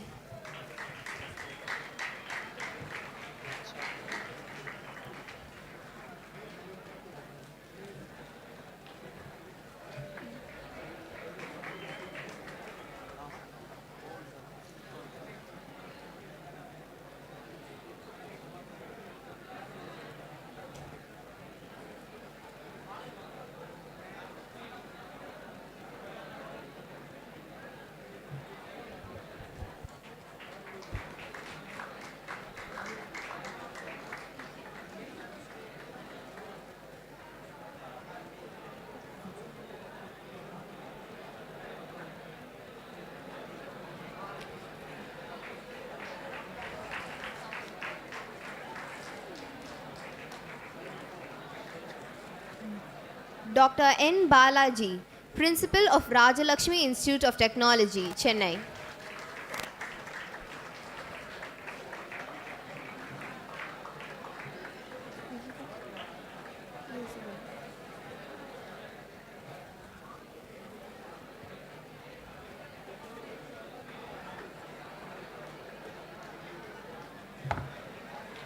Dr. Srinivasan Desigan, Managing Director of Qual Players, Bangalore.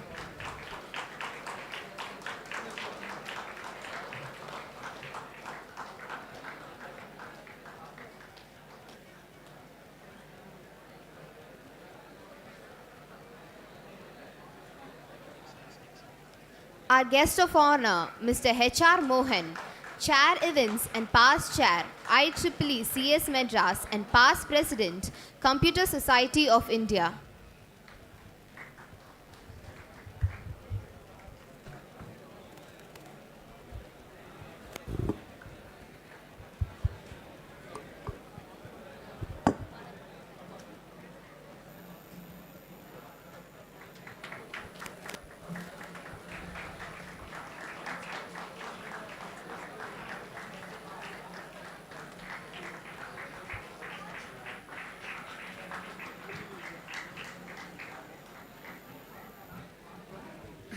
Thank you. I now request Dr. M. Nalini ma'am to honor Sri S. Amarnath sir.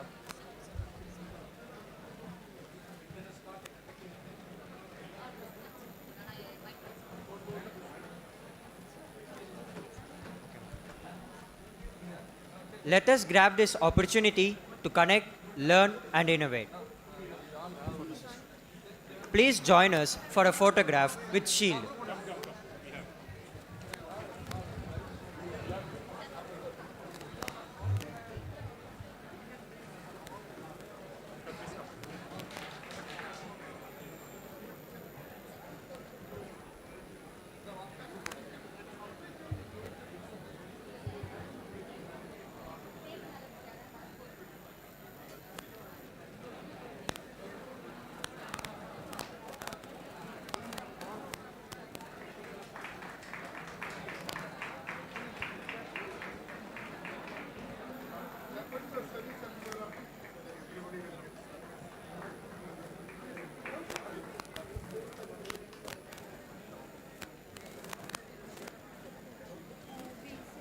Finish lunch.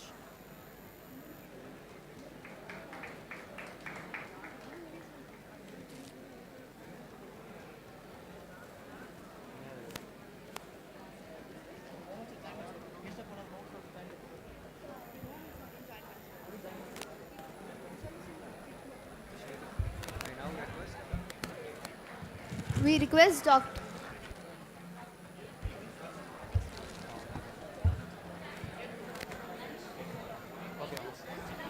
One cannot think well, work well, if one has not dined well. Let us fill our appetite and refresh ourselves. All are required to disperse for lunch. After the lunch, paper presentation are there in various venues. I request the distinguished delegates to follow the venues for their presentation, and we shall gather here at 3 p.m. for the cultural program. Thank you all.